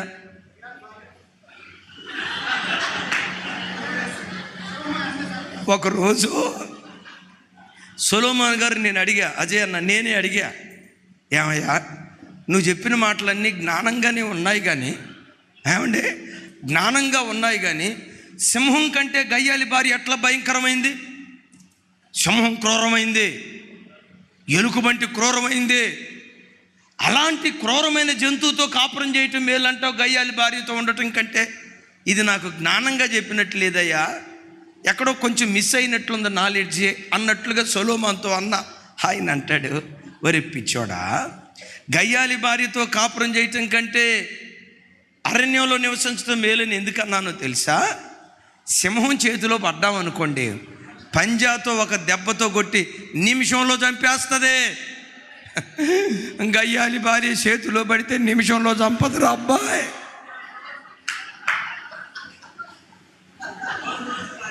జీవితాంతం fry fry fry, chicken fry fry fry. తమ్ముడు ప్రకాష్ నూడిల్స్ వచ్చాడా? Fry fry. ఎంతకాలం? సింహం చేతిలో పడితే 6 నిమిషాల్లో అయిపోద్దిరా. గయ్యాలి భార్య చేతిలో పడితే ప్రాణం పోకన్నా జరగాలి, ప్రభు రాకడన్నా జరగాలి. తల్లులారా, ఎప్పుడు భర్త మనస్సును ప్రేమతో గెలుచుకోండి. భర్త మనస్సునే కాదు, లోకంలో ఎవరి మనస్సు గెలుచుకోవాలన్నా స్త్రీకి ఎప్పుడు సాధుత్వం, మృదుత్వం, అక్షయ అలంకారంగా ప్రతి స్త్రీ అలంకారంగా ధరించినదై ఉండాలి. గట్టిగా చెప్దాం ఆమేన్. అలాంటి దివ్యమైన కుటుంబంగా ఈ కుటుంబం కట్టబడింది. అయితే ఇక్కడ ఒక మాట చెప్తాను. హన్నా ఎల్కానాకు సమూయేలు అనే కొడుకు పుట్టాడు కదా, ఆ బిడ్డను వాళ్ళు పెంచిన విధానం చూస్తే మనకెంత ఆశ్చర్యం వేస్తుందో. పాలు మానిన తర్వాత షిలోహు మందిరంలో కొడుకును పెట్టింది కదా, ఆ కొడుకును చూడటానికి సంవత్సరానికి ఎన్ని పర్యాయాలు వెళ్ళేది చూడండి. సమూయేలు మొదటి గ్రంథం 2వ అధ్యాయం 19వ వచనం ఎవరైనా చదవండి.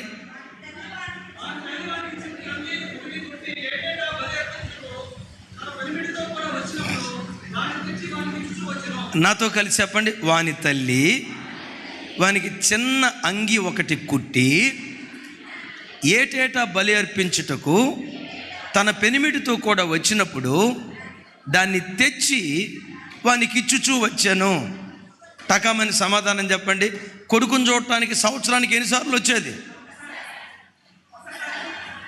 మీ పిల్లల్ని హాస్టల్లో పెట్టారు అనుకోండి, ఒక మాట, సంవత్సరానికి ఎన్నిసార్లు వెళ్తారు మీరందరూ? అదిగో మా ఓడు అంటున్నాడు వారానికి ఒకసారి అంట. నీ డబ్బులన్నీ ఛార్జీకే అయిపోయా. సంవత్సరానికి ఒకసారి వెళ్ళేదట తన భర్తతో కూడా. ఇంకొక విచిత్రమైన మాట, ఏడాదికి ఒక్కసారి కొడుకుని చూడటానికి వెళ్ళేటప్పుడు తన కొడుకు కోసం ఎన్ని అంగీలు తీసుకొని వెళ్ళేది. పెద్దగా చెప్పాలి. ఏడాదికి చెప్పాలి సార్, చెప్పాలి. నా మాట, మీలో ఎవరైనా పిల్లలకి సంవత్సరానికి ఒకే ఒక జత బట్టలు గుట్టించే తల్లిదండ్రులు ఉంటే చేతులు పైకెత్తండి. అదిగో బాబోయ్, ఆ కాలపు పెంపకానికి ఈ కాలపు పెంపకానికి తేడా ఇదే. విలాసాల్లో పెంచి విలాసాలు పిల్లలకు అలవాటు చేసి వ్యర్థులుగా మారుస్తూ ఉన్నాం. ఏడాదికి ఒక్క అంగి. ఒక ఆయన ఉన్నాడు ఆటో డ్రైవర్. విచిత్రం ఏంటో తెలుసా? తన కొడుకులకి 7 జతల చెప్పులు, 7 జతల కచ్చిప్పులు, విన్నారు ఈ మాట, 7 జతల బనియన్లు. 7 ఏమయ్యా 7 అనే సెంటిమెంట్ ఉందా అంటే ఆయన అంటాడు, మా ఓడు ఈరోజు వేసిన చెప్పులు రేపు వేయకూడదండి, సోమవారం ఒక జత అందుకోవాలా.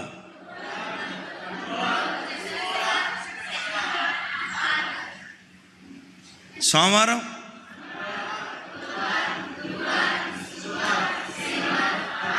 ఎన్ని జతలు? ఎంతకు నువ్వేం చేస్తావయ్యా అన్నాను ఆటో డ్రైవర్ని. ఎందుకయ్యా ఇట్లా విలాసాలు?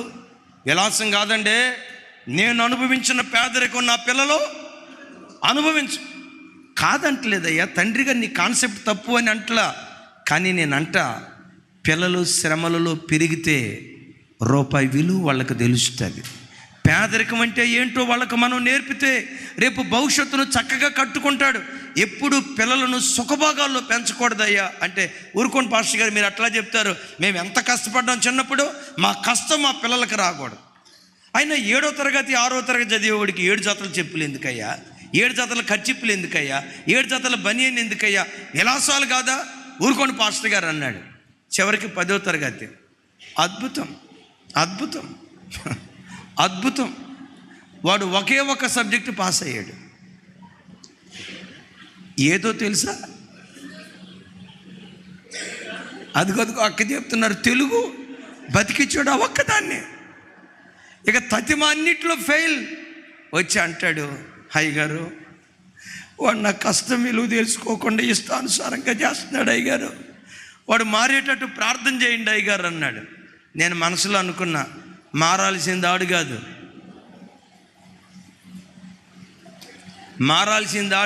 ముందు నువ్వు మారాలా. పిల్లలకి ఎప్పుడు విలాసాలు నేర్పొద్దు.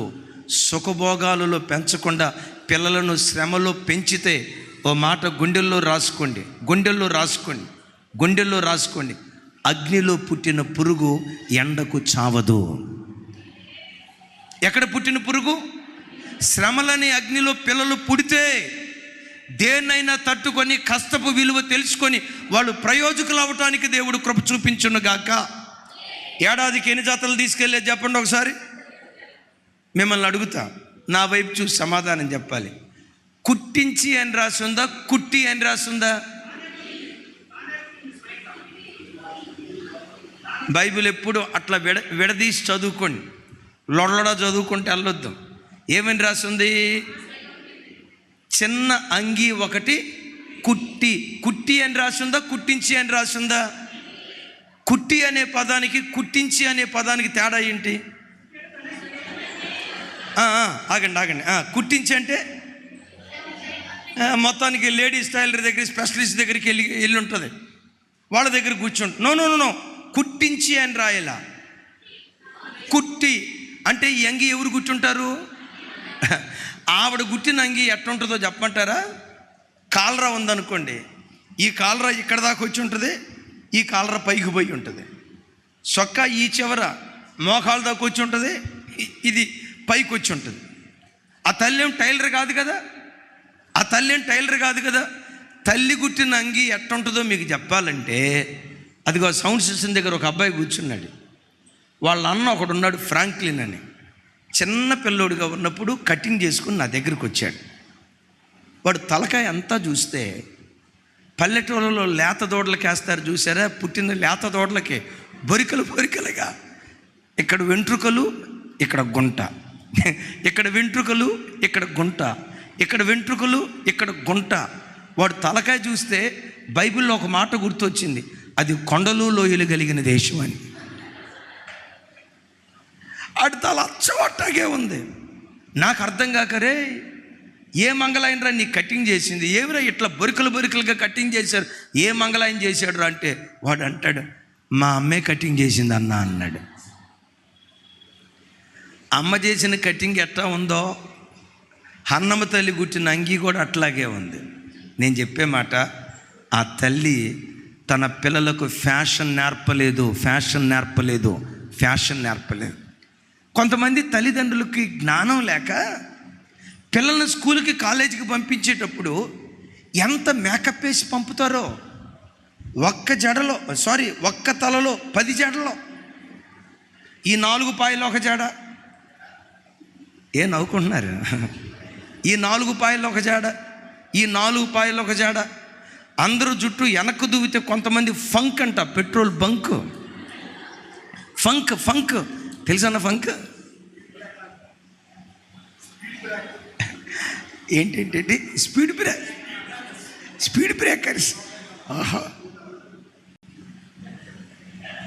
నేనంట, అమ్మాయి కాలేజీకి వెళ్ళేది అమ్మాయి అందం చూపించుకో, నా వైపు చూడాలి. అమ్మాయి కాలేజీకి వెళ్ళేది అమ్మాయి అందం చూపించుకోవటానికా, చదువుకోవటానికా? ఆ ఇంకిత జ్ఞానం తల్లిదండ్రులకు ఉండాలిగా. ఆ జ్ఞానం తల్లిదండ్రులకు ఉండాలి కదా. ఎందుకు నా బిడ్డను స్కూల్కి పంపించేది? చదువు కోసం. చదువుకోవడానికి పంపించేటప్పుడు ఈ ఫ్యాషన్ ఎందుకు? ఒక తలకాయలో 10 జుట్లు ఎందుకు? ఎవరో ఒక ఆయన వెనక తోసపాము జాడంట, అదేదో నాగారం జాడ ఏదో అన్నారు. ఆగండి అక్క, చెప్పక్క, ఇంకో చోట చెప్పుకుంటాను, దాని పేరు సరిగ్గా తెలిస్తే. పెద్దగా నాగరాజా,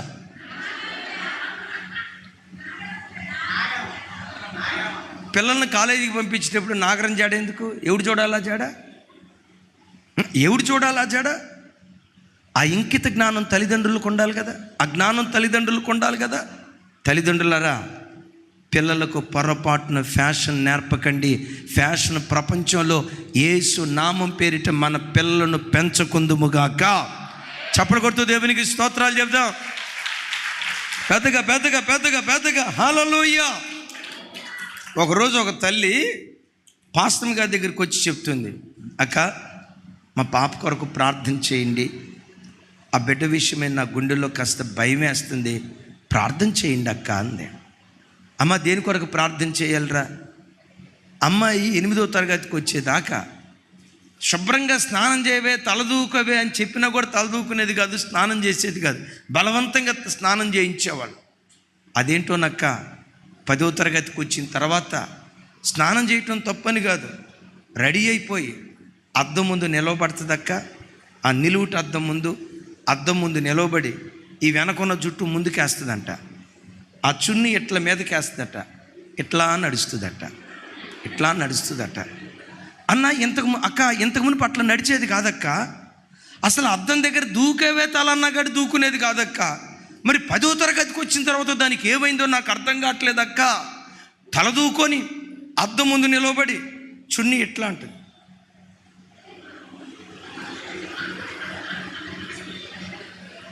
ఆ తల్లి ఏం చేసిందో తెలుసా? నా కుమార్తె హృదయంలో ఎక్కడో చేదైన వేరు మొలుస్తున్నట్లుందక్క. అలాంటి వేరు మొలవకుండా నా బిడ్డ కొరకు ప్రార్థన చేయండి అక్క ఏడుస్తూ అడిగింది. తల్లిదండ్రులారా, మీ పిల్లల నడక దగ్గరే మీరు పసిగట్టే తల్లిదండ్రులుగా ఉండాలి. మీ పిల్లల నడక దగ్గరే, వాళ్ళు రోడ్డు మీద నడుచుకుంటూ వెళ్ళే ఆ స్టైల్ ఉంది చూసారా, అక్కడే మీరు పసిగట్టగలుగుతారు. వాళ్ళ చూపులోనే పసిగట్టగలుగుతారు.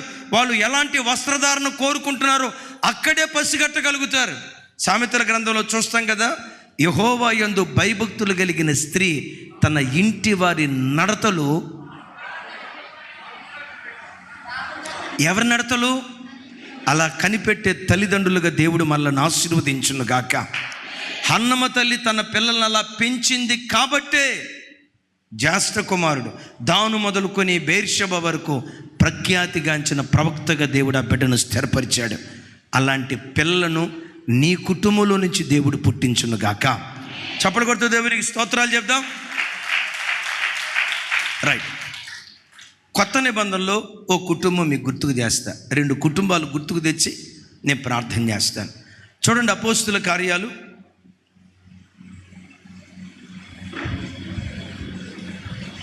8 రోమీలకు రాసిన పత్రిక చివరి అధ్యాయం 16వ అధ్యాయం 3వ వచనం.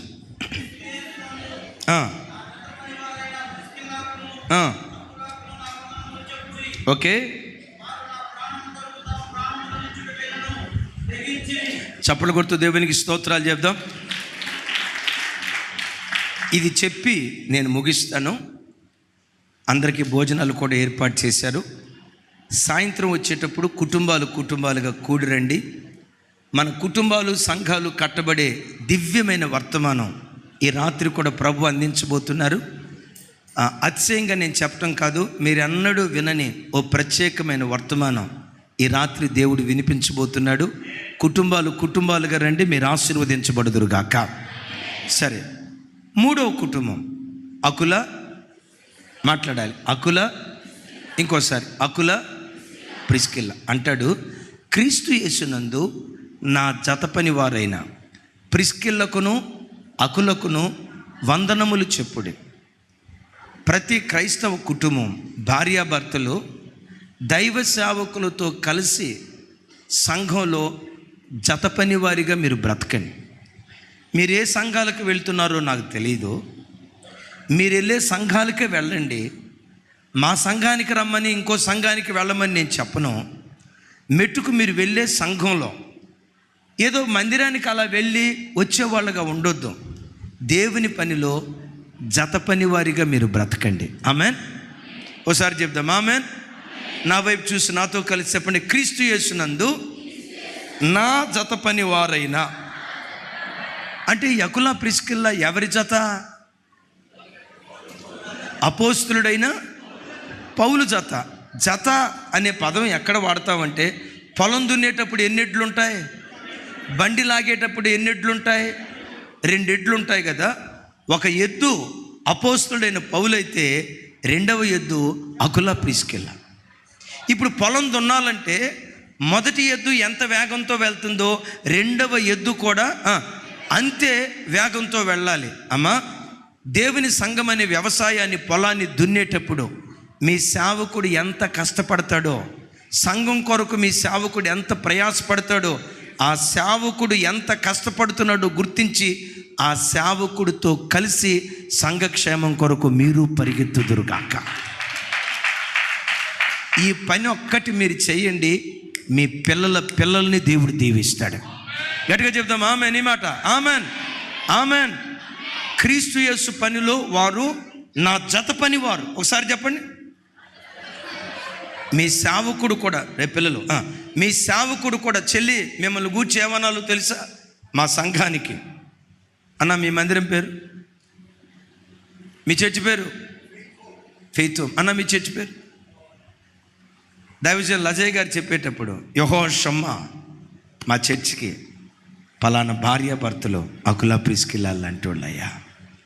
ఫెయిత్ హోమ్ అనే మా మందిరానికి పలానా భార్యాభర్తలు అకులా ప్రిస్కిల్లా లాంటి వాళ్ళని మిమ్మల్ని గూర్చి కూడా ఆ మాట చెప్పే స్థాయికి మీరు ఏ సంఘాలకు వెళ్తారో ఆ సంఘాల్లో అలాంటి గొప్ప సాక్ష్యాన్ని మీరు పొందుకొందురుగాక.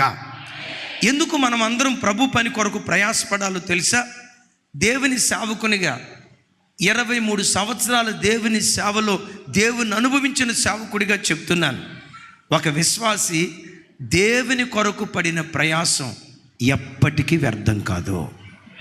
లేఖనాల్లో చూస్తాం కదా, ప్రభువునందు మీ ప్రయాసము వ్యర్థము కాదని ఎరిగి. లోకంలో ఏ ప్రయాసమైన వ్యర్థమైపోద్దేమో కానీ ఒక మనుషుడు దేవుని కొరకు పడే ప్రయాసం ఎప్పటికీ ఎన్నటికీ వ్యర్థం కాదు. నువ్వు దేవునికి ఎంత చేసావో అదంతా దేవుడు మనసులో ఉంచుకొని నీ పిల్లలను దేవుడు ఆశీర్వదించడం ప్రారంభిస్తాడు. పెద్దగా చెప్దాం ఆమేన్, పెద్దగా చెప్దాం ఆమేన్. అమ్మా, యేసయ్య మనసు ఎంత గొప్పదో తెలుసా? ఆయన నామం పేరిట ప్రవక్తను చేర్చుకొని ప్రవక్తకు గిన్నెడు మంచినీళ్ళు ఇస్తే, గిన్నెడు చన్నీళ్ళు ఇస్తే, ఏ నీళ్ళు? వేడి నీళ్ళు కూడా కాదు. ఆ తల్లికి వేడి చేసేంత ఓపిక లేదు పాపం. వేడి నీళ్ళు కూడా కాదు, ఏ నీళ్ళు? గిన్నెడు చన్నీళ్ళు ఇస్తే దేవుడంట ఆ గిన్నెడు చన్నీళ్ళు ఇచ్చిన దాన్ని కూడా జ్ఞాపకం తెచ్చుకొని దానికి కూడా దేవుడు ప్రతిఫలం ఇస్తాడట. ఏమిచ్చినందుకమ్మా చెప్పాలి? ఏమిచ్చినందుకు? ఓసారి చెప్పాలి పెద్దగా. ఏమిచ్చినందుకు? ఇంకొకసారి చెప్పాలి, వినపడలా? ఇంకొకసారి చెప్పండి, ఇంకొకసారి పెద్దగా చెప్పండి. ఏమిస్తే? చన్నీళ్ళు ఇస్తే దాన్ని కూడా మనసులో ఉంచుకొని దానికి కూడా ప్రతిఫలం ఇస్తాడట. క్రైస్తవ జనమా, ఒకసారి మీరు ఆలోచించండి. మనం దేవునికి గిన్నెడు చన్నీళ్ళు ఇచ్చిన వాళ్ళు మాత్రమేనా? నో. ప్రతి నెల రాబడిలో దశంభాగం ఇస్తామే దేవునికి. ప్రతి నెల రాబడిలో కృతజ్ఞత కానుకిస్తామే దేవునికి. ప్రతి నెల 1000 రూపాయలు, 2000, 5000 దశంభాగం దేవునికి ఇస్తామే. నేనంట గిన్నెడు మంచినీళ్ళు ఇస్తే నేను మర్చిపోడే. ప్రతి నెల 100,000 రూపాయలు దేవునికి ఇస్తున్న నిన్ను నీ దేవుడు ఎలా మర్చిపోతాడు? నీ దేవుడు ఎలా మర్చిపోతాడు? నువ్వు పడిన ప్రయాసం అంతా దేవుని జ్ఞాపకాల్లో దేవుడు దాచుకొని ఉంచాడు. కొన్నిసార్లు సేవకులుగా మేము మర్చిపోతాం. సేవకులుగా మేము మర్చిపోతామేమో కానీ పరిశుద్ధులకు ఏ దేవుని నామం పేరిట మీరు పరిచర్య చేశారో మీరు పడిన ప్రయాసాన్ని మరిచిపోవటానికి దేవుడు అన్యాయస్తుడు కాదు. మీరు చేసిన దానికి 100 ప్రతిఫలం తప్పకుండా దేవుడు అనుగ్రహిస్తాడు. ఈ అనుగ్రహించే పరంపరలో డెఫినెట్గా ఈ మచిలీపట్నం మీటింగ్స్ విషయంలో ఎక్కువ శాతం ఆశీర్వాదం ఫిలిప్ గారు కుటుంబమే తీసేసుకున్నారు. ఆయన మీటింగ్ పెడదామని ఆయన ముందుకొచ్చే లోపే ఆర్కే అన్న, నేను భారాన్ని భరిస్తానయ్యా, ఎంత ఖర్చు అయినా మేము మీకు ఏమి ఇవ్వలేకపోయినా ఏ ప్రభు పేరిట మాకు సహాయం చేశారో మిమ్మల్ని మర్చిపోవటానికి ఆ దేవుడు అన్యాయస్తుడు కాదు. మీ పిల్లలకు ఆ దీవెన దేవుడు అనుగ్రహిస్తాడు. ఒక సహోదరులు ఇజ్రాయిల్ గారు, ఇది పేరుంది మొత్తానికి, ఇజ్రాయిల్ గారు, అయ్యా 3 రోజులు మీ ఏర్పాట్లన్నీ మేము చూసుకుంటాం, మీరు వెళ్ళే వరకు మీ క్షేమం అంతా మేము చూసుకుంటాం. మాకు ఆశ్రయం ఇచ్చారు ఒక కుటుంబం, సామ్యుయల్ డేవిడ్ గారని. ఆడికి వచ్చిన తర్వాత తెలిసింది వాళ్ళు మా అన్న బంధువులని. అజయ్ అన్న ఒక్కళ్ళు కాదు, గిన్నెడు మంచినీళ్ళు ఇస్తేనే మర్చిపోడు. నా పిల్లలని నీ పిల్లల కొరకు నువ్వు ఎంతో కష్టపడతావు. కొన్నిసార్లు నీ కష్టం అర్థం చేసుకోకుండా నీ కడుపును పుట్టిన పిల్లలు ఏమంటారో తెలుసా? 21 సంవత్సరాలు వాడు పెంచిన తర్వాత, వాడు పెద్దోడైన తర్వాత, యవ్వన వయసుకు వచ్చిన తర్వాత వాడు ఏమంటాడో తెలుసా? ఏం చేసావు మమ్మీ నాకు? ఏం పెంచామంటావు. కన్న తర్వాత పెంచకేం చేస్తావు? ఫీజులు కట్టావా? కన్న తర్వాత ఫీజులు కట్టకుండా ఏం చేస్తావు? బట్టలు కొనిపెట్టావా? కన్న తర్వాత బట్టలు కొనిపెట్టకుండా ఏం చేస్తావు? ఒక దుర్మార్గుడు అన్నాడంట తల్లిని పట్టుకొని, మమ్మీ అసలు నన్ను అడగకుండా నన్ను ఎందుకు కన్నావు మమ్మీ అన్నాడంట. ఇంకే చావండి, ఇంకేం మాట్లాడుతుందో తల్లి, నన్ను అడగకుండా నన్ను ఎందుకు కన్నావు? 21 సంవత్సరాల నీ కష్టాన్ని ఒక్క మాటతో కొడుకు కొట్టేస్తాడు. నేను ప్రకటించే నా దేవుడు, నీవు ఆరాధించే యేసుక్రీస్తు నీ కొడుకు లాంటి వాడు కాదు, నీ కొడుకు కంటే శ్రేష్ఠుడు. ఆయన గిన్నెడు మంచి నీళ్ళు ఇచ్చినా దాన్ని మనసులో ఉంచుకొని దానికి కూడా ప్రతిఫలం ఇచ్చే మనసున్న మహా గొప్ప దేవుడు. యేసయ్యకి మహిమ కలుగును గాక. కొన్నిసార్లు నా భర్తకి ఏదో చేసి పెట్టాలని నేను అంట. ఆ మధ్య ఒక తల్లి చికెన్ బిర్యానీ వెరైటీగా ఎట్లా చేయాలని చెప్పి వీళ్ళని ఒకప్పుడు వీళ్ళని అడిగేవాళ్ళు. ఇప్పుడు చికెన్ బిర్యానీ వెరైటీగా చేయాలంటే వీళ్ళని అడగాల్సిన అవసరం లేదు. గూగులమ్మ తల్లి ఉంది కదా, గూగులమ్మ తల్లి సెల్లి యూట్యూబ్ ఉంది. వాళ్ళ సెల్లిని అడిగితే అన్ని వివరాలు చెప్తుంది. మొత్తానికి నెట్లో ఇన్ఫర్మేషన్ సంపాదించి పాపం ఆడబిడ్డ 4 గంటలు కష్టపడి మా ఒడుకు బిర్యానీ చేసి పెట్టిందట. మనసులో అనుకుందట, మొక్క నోట్లో పెట్టుకోవటంతో అబ్బా అనాలి అని అనుకుందట. మొత్తానికి వండే పరంపరలో ఉప్పు వేయాల్సింది ఉప్పు పోసిందంట, వేయాల్సింది పోసిందట. మా వాడు ఆకలితో వచ్చాడు, ఆవురావురమంట అన్నం పెట్టింది, మొక్క నోట్లో పెట్టుకున్నాడు. సిరిసేదు కషం. ఎప్పుడైతే ఉప్పు ఎక్కువైందో అప్పుడు భార్య వైపు ఒక సూపు చూసాడంటే, అదే సూపులతో చంపుతారంటారు చూసారా, ఒక సూపు చూసాడండి.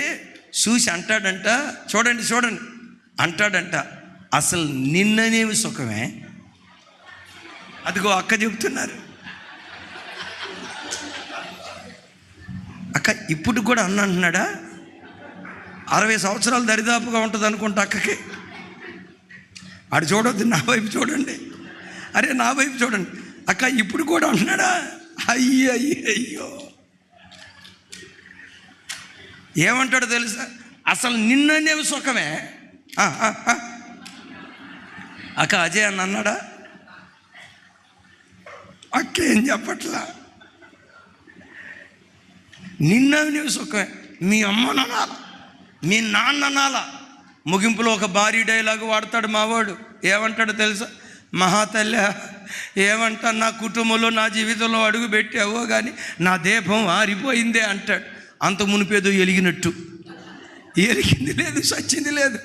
4 గంటల భార్య కష్టాన్ని ఒక్క మాటతో కొట్టేస్తాడు. అయ్యా నా యేసుని ఎరిగి చెప్తున్నా, నీ భర్త లాంటివాడు కాదు నా యేసు, నీ భార్య లాంటివాడు కాదు నా యేసు. గిన్నెడు మంచినీళ్ళు ఇచ్చిన దాన్ని కూడా మనసులో ఉంచుకొని దానికి కూడా ప్రతిఫలం ఇచ్చే మనసున్న మహా గొప్ప దేవుడు, మనసున్న మహా గొప్ప దేవుడు. మీరు వెళ్తున్న సంఘాల్లోనే దైవ సేవకులకు జత పని వారిగా ఉండండి. నేను అతిశయంతో దేవుని కృపను బట్టి చెప్తున్నాను. మా ఎమాన్యుయల్ మినిస్ట్రీస్కి దరిదాపుగా 6,000 మంది దాకా ప్రజలు వస్తారు ప్రతి ఆదివారం. 6,000 మందిలో దరిదాపుగా ఒక 4,000, 3,500 కుటుంబాలు ఉంటాయి. 3,500 కుటుంబాల్లో నాకు తెలిసి ప్రతి కుటుంబం దేవుని సేవలో ప్రతి భార్యాభర్త మాకు అకుల ప్రిస్కిలా లాంటి వాళ్ళే, అకుల ప్రిస్కిలా లాంటి వాళ్ళే. సేవలో ఒక్కొక్క కుటుంబం మాకు కుడిభుజంగా జత పని వారిగా నిలవబట్టడానికి దేవుడు కృప చూపించాడు.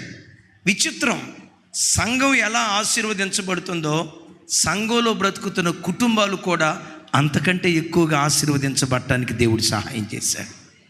ఎవరిని అడిగినా, అయ్యా ఒకప్పుడు తినటానికి తిండి ఉండేది కాదయ్యా, ఒకప్పుడు 10,000 రూపాయల జీతం అయ్యా, ఈరోజు 1,00,000 రూపాయల జీతగాడిగా దేవుడు ఆశీర్వదించాడయ్యా. ఒకప్పుడు ఇంటి అద్దె కట్టుకోవడం కూడా మాకు కష్టమైపోయేదయ్యా, ఈరోజు సొంత ఇల్లు కొనుక్కొని మేమే అద్దెలకి ఇచ్చేవారిగా దేవుడు మమ్మల్ని ఆశీర్వదించాడయ్యా. ఏ కుటుంబాన్ని కదిలించిన ఇదే సాక్ష్యం. కారణం ఏంటో చెప్పమంటారా? వాళ్ళు క్రీస్తు యేసు పనిలో మా జత పని వారిగా బ్రతికారు గనుక వారు పడిన ప్రయాసాన్ని దేవుడు. మీరు వెళ్తున్న సంఘాల్లో కూడా సేవకులకు జత పని వారిగా మీరు బ్రతుకుదురుగాక. పౌలు గారు అంటాడు తర్వాత మాట, వారు నా ప్రాణము కొరకు తమ ప్రాణం ఇచ్చుటకైనా, కొంచెం పెద్దగా చెప్పండి ఆ మాట, నాతో కలిసి చెప్పండి. వారు నా ప్రాణము కొరకు తమ ప్రాణం ఇచ్చుటకైనా తెగించిరి. ఒకసారి చూడండి, ఏ సంఘంలోనైనా 2 గుంపులు ఉంటారు. 2 గుంపులు. ఒకటి, అకుల ప్రిస్కిల్లట అపోస్తుడైన పౌలు వారి కొరకు ప్రాణం పెట్టుటకు కూడా తెగించిరి. అంత త్యాగం కలిగిన వాళ్ళు. ఏ సంఘంలోనైనా 2 గుంపులు ఉంటారు. ఒక గుంపేమో సేవకుల కొరకు, దేవుని పరిచర్య కొరకు ప్రాణం పెట్టే గుంపు. రెండో గుంపు ఫిల్ ఇన్ ద బ్లాంక్స్, మీరే పూర్తి చేయండి. ఒక గుంపేమో ప్రాణం పెట్టే గుంపు. ఇంకో గుంపు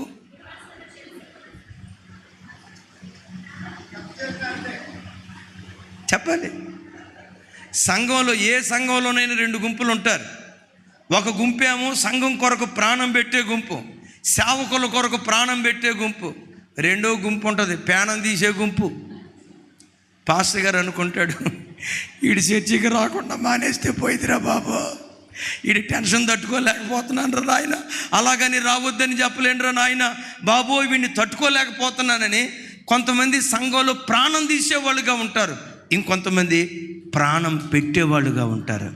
నా పిల్లలారా, నా చేతులెత్తి దీవిస్తున్న మీ సంఘాలలో సంఘం కొరకు, సేవకుని కొరకు ప్రాణం పెట్టేవారిగా మీరు ఉందురుగాక. చప్పలు కొడుతూ స్తోత్రాలు చెప్దాం. సంఘం కొరకు మనం ప్రాణం పెడితే ఏం జరిగిద్దో ఒక మాట చెప్పిక నేను ముగింపుకు వస్తాను. 5 నిమిషాల్లో నేను ముగిస్తాను. ఒకసారి నా వైపు చూడండి. క్రీస్తు శరీరం అనేది సంఘానికి శిరస్సు ఎవరు? శరీరం అనేది సంఘానికి శిరస్సు ఎవరు? వినపడలేదు. శరీరం అనేది సంఘానికి శిరస్సు ఎవరు? వెనకున్న వాళ్ళు కూడా చెప్పాలి. శరీరం అనేది సంఘానికి శిరస్సు ఎవరు? యేసుక్రీస్తే కదా. యేసుక్రీస్తు సంఘానికి శిరస్సు ఎందుకు అయ్యాడు? దేవుడై ఉన్నందువల్ల శిరస్సు అయ్యాడా? సంఘం కొరకు ప్రాణం పెట్టడం వలన శిరస్సు అయ్యాడా? దేవుడై ఉన్నందువల్ల కాదు, సంఘం కొరకు ప్రాణం పెట్టాడు కనుక ఆ సంఘానికి ఆయన శిరస్సు అయి ఉన్నాడు. నా 23 సంవత్సరాల సేవా జీవితంలో నేను తెలుసుకుంది ఏంటో తెలుసా? ఇది అనుభవంలో నుంచి చెప్తున్న మాట, ఆవేశంలో నుంచి చెప్తున్న మాట కాదు. సంఘానికి వచ్చే ప్రజల్లో ఏ బిడ్డలైతే సంఘం కొరకు ప్రాణం పెడతారో ఆ కుటుంబాలను సంఘంలో శిరస్సుగా దేవుడు నిలవబెడతా ఉన్నాడు. శిరస్సుగా నిలవబెడతా ఉన్నాడు. యేసయ్యకి మహిమ కలుగును గాక. జార్జానెట్రా, ఈ అన్న ఉన్నాడు కదా, ఈ అన్నని ఎప్పుడైనా చూసారా? ఎంతమంది చూశారు? చూసిన వాళ్ళు చేతులు ఎత్తండి. అదిగో వెనకున్నాడు ఇంకొక మహానుభావుడు, 6 అడుగుల అజానుభావుడు, 120 కిలోలు బరువు. చూశారు ఎప్పుడైనా? నన్ను చూసిన వాళ్ళు అందరూ వాళ్ళిద్దరం చూసి ఉంటారు. నువ్వు కూర్చోరాజు. ఈ అన్న ఉన్నాడు కదా, ఈ అన్న మేము 2002లో స్టార్ట్ చేసినప్పుడు, పరిచర్య స్టార్ట్ చేసినప్పుడు, మా పరిచర్య ప్రారంభంలో మొట్టమొదటి వచ్చిన కుటుంబాలు వీళ్ళ కుటుంబం. మేమంటే యేసయ్యని ఎంత ప్రేమిస్తారో ఆ తర్వాత మమ్మల్ని అంత ప్రేమిస్తారు.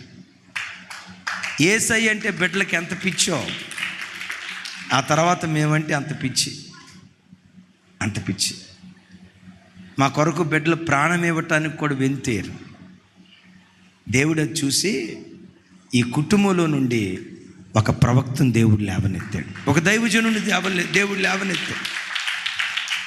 ఇక్కడ ఒక మహానుభావుడు నాడు, నిలబడండి సార్, ఎట్రండి. ఆయన కూడా 6 అడుగుల జానుభావుడు. మీరు చూసి ఉంటారు. సౌండ్ సిస్టమ్ ఆపరేట్ చేసేవాడు. మమ్మల్ని బతికించేదైనా వాళ్ళే, చంపేదైనా వాళ్ళే. పరిచర్య చేసి బిడ్డలను దేవుడు మర్చిపోలే. మీ అందరికీ చెప్తున్నా, నా కోసం చెప్పట్లా, మా మందిరానికి రండి అని చెప్పట్లా. నేను చెప్పే మాట, మీరుంటున్న సంఘాల్లో సేవకుల కొరకు ప్రాణం పెట్టేవాళ్ళుగా ఉండండి. శిరస్సుగా దేవుడు మిమ్మల్ని నిలవబెడతాడు. ఆఖరి మాట, ఇంటనున్న సంఘమునకు వందనములు చెప్పుడి. ఒకసారి చెప్పండి ఈ మాట. ఇంటనున్న సంఘమునకు, పెద్దగా, వారి ఇంటనున్న సంఘమునకు వందనములు చెప్పుడి. అంటే వాళ్ళ ఇల్లే ఏమైంది? పెద్దగా చెప్పాలి. వాళ్ళ ఇల్లే ఏమైంది అమ్మా? ఆదివారం మనం అందరం చర్చికి వెళ్తాం కదా, చర్చి వదిలిపెట్టినా పర్వాలేదు, ఆ చర్చి వాతావరణాన్ని మన ఇంటిలోకి తీసుకొచ్చి మన ఇల్లే ఒక చిన్నపాటి సంఘంగా మారాలి. నా మాటలో అర్థమైందా బ్రదర్? వెనక కళ్ళజోడు బ్రదర్, టీడీపీ షర్ట్ వేసుకున్న బ్రదర్, అర్థమైందా? నా మాట అర్థమైందా? అలాగే నా పార్టీ అంటలేదు నేను మిమ్మల్ని. మనకు పార్టీలు ఎందుకు, ఏదో ఒక పార్టీ. మన పార్టీ అంతా ఏ పార్టీ చెప్పండి? థ్యాంక్ యూ అక్క. మన పార్టీ అంతా యేసయ్య పార్టీ. సరే వినండి, ఇక్కడ ఇంటనున్న సంఘమునకు, ఈ మాటకున్న అర్థం ఏంటో తెలుసా? ఆదివారం మందిరానికి వెళ్ళాం, మందిరంలో ప్రార్థనలు జరిగాయి కదా, ఆ ప్రార్థనాత్మ మన ఇంటికి మోసుకొని వచ్చి మన ఇంట్లో కూడా ప్రార్థనలు జరగాలి. మన ఇంట్లో కూడా ప్రార్థనలు జరగాలి. మందిరానికి వెళ్ళినప్పుడు వాక్యం చదివారు కదా, మందిరానికి వెళ్ళినప్పుడు పాటలు పాడారు కదా, మందిరానికి వెళ్ళినప్పుడు పరిశుద్ధాత్మతో నింపబడ్డాం కదా, మందిరానికి వెళ్ళినప్పుడు విజ్ఞాపన చేశాం కదా, మందిరానికి వెళ్ళినప్పుడు చేతులెత్తి ఆరాధించాం కదా, మందిరంలో ప్రభువుని ఆరాధించాం కదా. మన ఆరాధన మందిరానికే పరిమితం కాకూడదు. మరలా ఈ మాట చెప్తున్నాను, మందిరపు వాతావరణాన్ని మన గృహాలకు మోసుకొని రావాలి. మందిరంలో ఆరాధించింది వారంలో ఒక్కరోజే, అది 2 గంటలు 3 గంటలు అయిపోయింది. ఆ మందిరపు వాతావరణం మన ఇంటికి తీసుకొచ్చిన తర్వాత ప్రతి ఉదయం ప్రతి రాత్రి మన ఇల్లే చిన్నపాటి సంఘాలుగా, చిన్నపాటి మందిరాలుగా మార్చబడును గాక. మన ఇల్లే చిన్నపాటి సంఘంగా ఉండాలి. ఇలాంటి కుటుంబాలుగా మన కుటుంబాలు కట్టబడితే, మీకు తెలుసా, మన కుటుంబాల్లో నుంచి, నేను ఎప్పుడు లైవ్లో చెప్తాను, మన పిల్లలైతే భూలోకాన్ని తలకిందులు చేసే ప్రవక్తలన్నా కావాలి, కాని పక్షాన భరతగడ్డను ఏలుబడి చేసే పాలకులన్నా కావాలి. నీ పిల్లలైతే ప్రవక్తలన్నా కావాలి, లేని పక్షాన పాలకులన్నా కావాలి. మన కడుపున పనికిమాలిన బిడ్డలు పుట్టకుందురుగాక, పనికిమాలిన సంతతి మన ఇంటిలో నుంచి రాకుండునుగాక. ఇలాంటి పిల్లలు నా కడుపున ఎందుకు పుట్టారా, ఇలాంటి పిల్లలు నాకెందుకు వచ్చారని పిల్లలను గూర్చి ఏడ్చే దినాలు మనకు రాకుండునుగాక. ఇవన్నీ చక్కగా జరగాలంటే ఏది బాగుండాలి? పెద్దగా వేరు బాగుండాలి. ఒకవేళ యవన పిల్లలు అనుకోవచ్చు, షోల్మట్ అనుకోవచ్చు, ఓహో ఈరోజు ప్రసంగం అంతా మా అమ్మదే మా నాన్నదే అని అనుకోవటానికి వీల్లేదు. ఈనాటి పిల్లలే రేపు తల్లిదండ్రులు అవుతారు కదా, ఈనాటి యవన బిడ్డలే రేపు తల్లిదండ్రులు అవుతారు కదా. ఇది తల్లిదండ్రుల ప్రసంగం కాదు, ప్రతి బిడ్డకు చెందిన వర్తమానం. దేవా, నన్ను పరిశుద్ధమైన వాడిగా మార్చి ఒక బలమైన సంతతి నాలో నుంచి ఉద్భవింపచేయ్యా అని ప్రభువును కోరుకుందాం. అట్టి కృప దేవుడు మనందరికీ దయచేయునుగాక. అందరం లేచి నిలబడదాం. ఎవ్వరు అటు ఇటు చూడకుండా, ఏ స్థితిలో వచ్చినా మన కుటుంబాలు కట్టబడినట్లుగా ఈ గడియలో ఒక శ్రేష్టమైన ప్రార్థన చేసుకుందాం. కుటుంబాల్లో సమాధానం లేకుండా, నెమ్మది లేక, అనైక్యతతో ఒకవేళ అల్లాడిపోతూ ఉంటే, మీ కుటుంబాల క్షేమం కొరకు దేవుని సన్నిధిలో ప్రార్థన చేయబోతూ ఉన్నాను. నా కుటుంబాన్ని అమ్రాము యోకెబెదుల కుటుంబంలాగా చేయయ్యా, అమ్రాము యోకెబెదుల కుటుంబంలాగా నా కుటుంబాన్ని ఆశీర్వదించయ్యా. కోరుకున్న ప్రతి బిడ్డ ప్రభు వైపు చేతులెత్తి ఒక క్షణం నోరు తెరిచి అడుగుదాం. నా కుటుంబాన్ని కట్టు యేసయ్యా, నా కుటుంబాన్ని కట్టు యేసయ్యా, నా పిల్లల జీవితాలు కట్టు యేసయ్యా, నా ఆర్థిక విషయాలు కట్టు యేసయ్యా. అమ్రాము యోకెబెదు కుటుంబంలో నుండి ఇశ్రాయేలు చరిత్రను తిరగరాసే చరిత్రకారులను మీరు పుట్టించినట్లుగా నా గర్భాన్ని కూడా ధన్యం చేయయ్యా. 3 బిడ్డల్లో ఏ బిడ్డను గూర్చి వాళ్ళు ఏడవలేదయ్యా. తల్లిదండ్రులకు సంతోషాన్ని పుట్టించే పిల్లలే ఆ ఇంట్లో నుంచి ఉద్భవింపజేసావు కదయ్యా. నా పిల్లలను కూడా అలా ఆశీర్వదించయ్యా. సమయాల వలె నా పిల్లలను కూడా ఆశీర్వదించయ్యా. అకులా ప్రిస్కిలాల వలె నా కుటుంబాలు కట్టబడాలి స్వామి.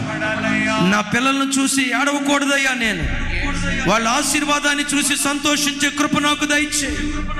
వాళ్ళ దీవెన చూసి ఆనందించే కృప నాకు దయచే. నా పిల్లలను నిలవబెట్టేసాయా, నా పిల్లలను నిలవబెట్టేసాయా, నా కుటుంబాన్ని కట్టేసాయా. ఓ బలమైన కుటుంబంగా నా కుటుంబాన్ని నిలవబెట్టేసాయా. దేవుడు అలా మన కుటుంబాలను కట్టున్నట్లుగా చప్పలు కొడుతూ దేవునికి స్తోత్రాలు చెప్దాం.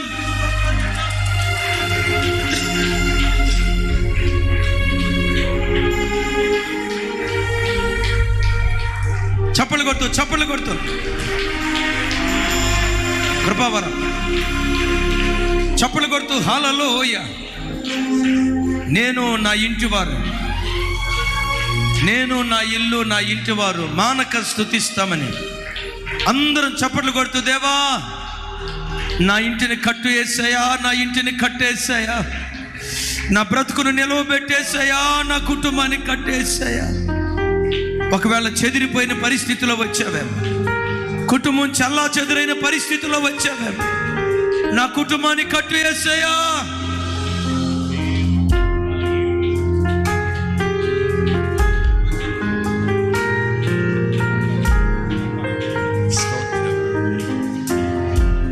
నా ఇల్లంతా నిన్ను సేవించే ఇల్లుగా మారాలి స్వామి. సంఘంలో మేము కుడి భుజాలుగా నిలవబడాలి యేసయ్యా. మమ్మల్ని ఆ రీతిగా ఆశీర్వదించేసేయాలి. వారందరూ మానక స్తుతించెదము, నేను నా ఇల్లు నా ఇంటి వారందరూ మానక స్తుతించెదము.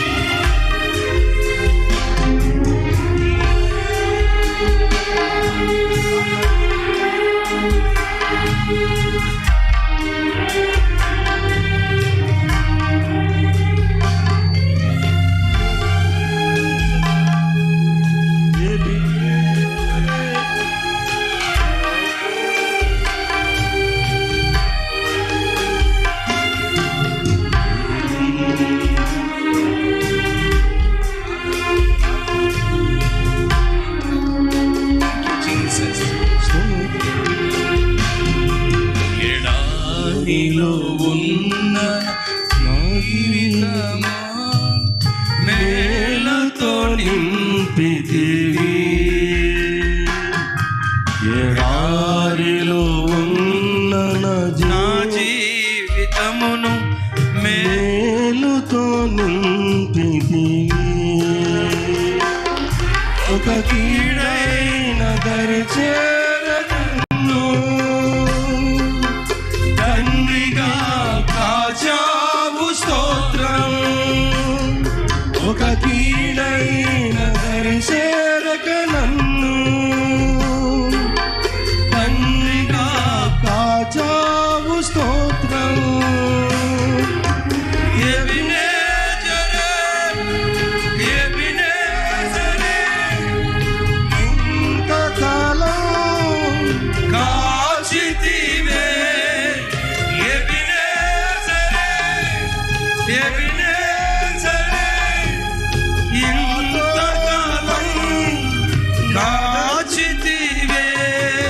స్తోత్రం స్తోత్రం స్తోత్రం, కను పాపగా కాచితివే స్తోత్రం స్తోత్రం. నేను నా ఇల్లు నా ఇంటి వారందరూ మానక స్తుతించెదము. మరొకసారి, నేను నా ఇల్లు నా ఇంటి వారందరూ మానక చివరిసారి, స్తుతించెదము, నేను నా ఇల్లు నా ఇంటి వారందరూ మానక స్తుతించెదము. నీ కనుపాపవన నన్ను కాచి నేను చెరక మోసావు స్తోత్రం, నీ కనుపాపవన నన్ను కాచి నే చెదరక మోసావు ఎబెనేజర్. స్తోత్రం. ఎబెనేజరే, ఎబెనేజరే, ఇంతకాలం కాచితివే. ఎబెనేజరే, ఎబెనేజరే, నా తోడువై నడచితివే. చివరిసారి ఎబెనేజరే, ఎబెనేజరే, ఎబెనేజరే, ఇంతకాలం కాచితివే. ఎబెనేజరే, ఎబెనేజరే, నా తోడువై నడచితివే. చప్పుడు కొడుతూ దేవునికి స్తోత్రాలు చెప్తాం అందరం. ఎబెనేజరుగా దేవుడుండి ఒక్కొక్క కుటుంబాన్ని ప్రభు కట్టున్నట్లుగా, ఒక్కొక్క కుటుంబాన్ని దేవుడు స్థిరపరచున్నట్లుగా రథాల శబాల తీరా ఈ తరపు అమరాము యోగబెదల కుటుంబాలుగా, హన్నా ఎల్కానా కుటుంబాలుగా, అకుల ప్రిస్కరాల వంటి వారిగా ఒక్కొక్క కుటుంబాన్ని దేవుడు కట్టాలి.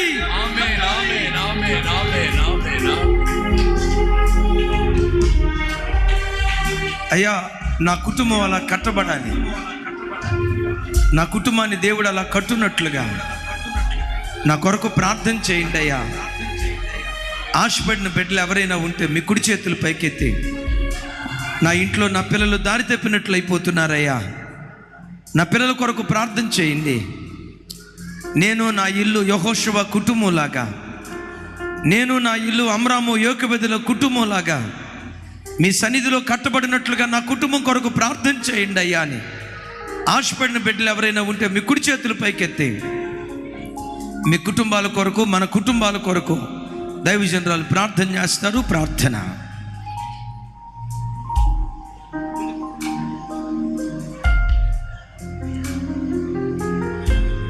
స్తోత్రం, స్తోత్రం, స్తోత్రం. మహోన్నతుడా, సర్వశక్తిమంతుడా, జీవాధిపతి, మీకు స్తోత్రమయ్యా. మంచి దేవుడవు, మాకు చాలిన దేవుడవు. మీ వంటి దేవుడు మాకెవరున్నారు? మిమ్మల్ని దేవుడిగా కలిగిన ప్రజలమైన మేము, జనులమైన మేము ధన్యులము యేసయ్యా. ఇటు ధన్యకరమైన జీవితాన్ని మాకు ఇచ్చినందుకై స్తోత్రం. కల్వారి సిలువలో రక్తాన్ని కాచి, ఆ రక్తం ద్వారా, మీ విలువైన రక్తం ద్వారా మమ్మల్ని కన్నందుకై, కొన్నందుకై మిమ్మల్ని స్తుతిస్తూ ఉన్నాను నాయన.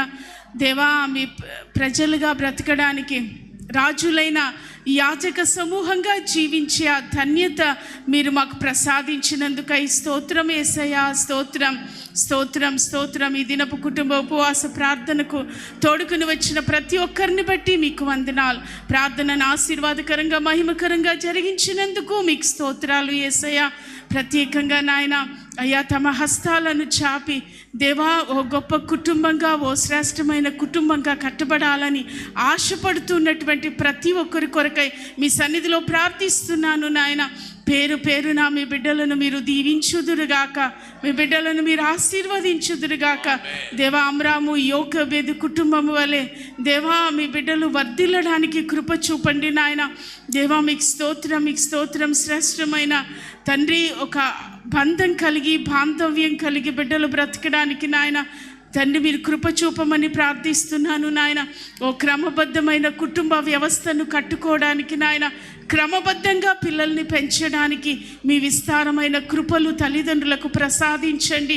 అవును యేసయ్య, బిడ్డలు కూడా తల్లికి తండ్రికి పరిపూర్ణ విధేయత చూపించువారుగా ఉండడానికి కృప చూపండి నాయన. వారి విద్య విషయంలోనేమి, వివాహ విషయంలోనేమి తల్లిదండ్రులకు పరిపూర్ణ అధికారాన్ని ఇచ్చే బిడ్డలుగా దేవా, బిడ్డలందరూ ఉండునట్లు కృప చూపమని ప్రార్థిస్తున్నాను నాయన. తండ్రి, మీకు స్తోత్రం. భార్య భర్తల మధ్యలో అన్యోన్యతను మీరు కలుగచేయండి నాయన. ఆత్మీయ విషయంలో ఒకరినొకరు పురికొల్పుకుంటూ నాయన తండ్రి శ్రేష్టమైన ఆత్మీయ జీవితం చేయడానికి కృప చూపండి. తల్లిదండ్రులు ఎలా ఉంటారో బిడ్డలు అదే నేర్చుకుంటారు. తండ్రి చేసిన దానిని, తల్లి చేసిన దానిని బిడ్డలు చూసి నేర్చుకుంటారని మీరు మాతో మాట్లాడారు యేసయ్య. తండ్రి, మీరు కనికరం చూపండి నాయన. తల్లిదండ్రులు బిడ్డలకు మాదిరిగా ఉండునట్లు సహాయం చేయండి నాయన. తండ్రి, కృప చూపండి. ఇటు ఆత్మీయతలోను దేవా, అటు కుటుంబ పరంగాను దేవా, తండ్రి అనుబంధాల విషయంలోనూ ఎక్కడ ఏ కొరత లేకుండా అన్ని విషయాల్లో సర్వ సమృద్ధి కలిగిన కుటుంబాలుగా ఈ కుటుంబాలను మీరు ఆశీర్వదించుదురుగాక. ఆత్మీయతలో ఉన్నతమైన మెట్టును మీరు కలుగచేయుదురుగాక. శారీరకంగా వారి చేతుల కష్టార్జితాన్ని మీరు ఆశీర్వదించుదురుగాక. వారి చేతి పనులను దీవించుదురుగాక. వారి వ్యాపారాలను వర్ధిల్ల చేయుదురుగాక. వారి బిడ్డల చదువుల్లో గొప్ప జయాన్ని మీరు అనుగ్రహించుదురుగాక. మానసిక వేదనతో బాధతో దేవానేక సమస్యలు చెప్పుకోలేని వేదనలతో వచ్చిన మీ బిడ్డలకు కూడా మీరు ఊరడిని కలిగించుదురుగాక. వారి బిడ్డల విషయంలో అద్భుతమైన కార్యాలు చేయుదురుగాక. మెట్టుకు నాయన ఓ చక్కని ఆత్మీయ కుటుంబాలుగా ఒక్కొక్క కుటుంబం కట్టబడ్డానికి చక్కని ఆత్మీయులుగా తమ తమ ధర్మాలను నిర్వర్తించే బిడ్డలుగా మీ బిడ్డలు ఉండునట్లు ఆశీర్వదించి వర్ధిల్ల చేసి మహిమ పొందమని, అన్నిటికంటే ముఖ్యంగా మీరు అతి త్వరగా రానంటున్నారు యేసయ్య. మహిమ కలిగిన శ్రేష్టమైన రాకడు కొరకై మమ్ములందరినీ సిద్ధపరచమని నజరేయుడైన యేసు నామమున ప్రార్థించి స్తుతించి వేడుకుంటూ ఉన్నాను తండ్రి. ఆమేన్.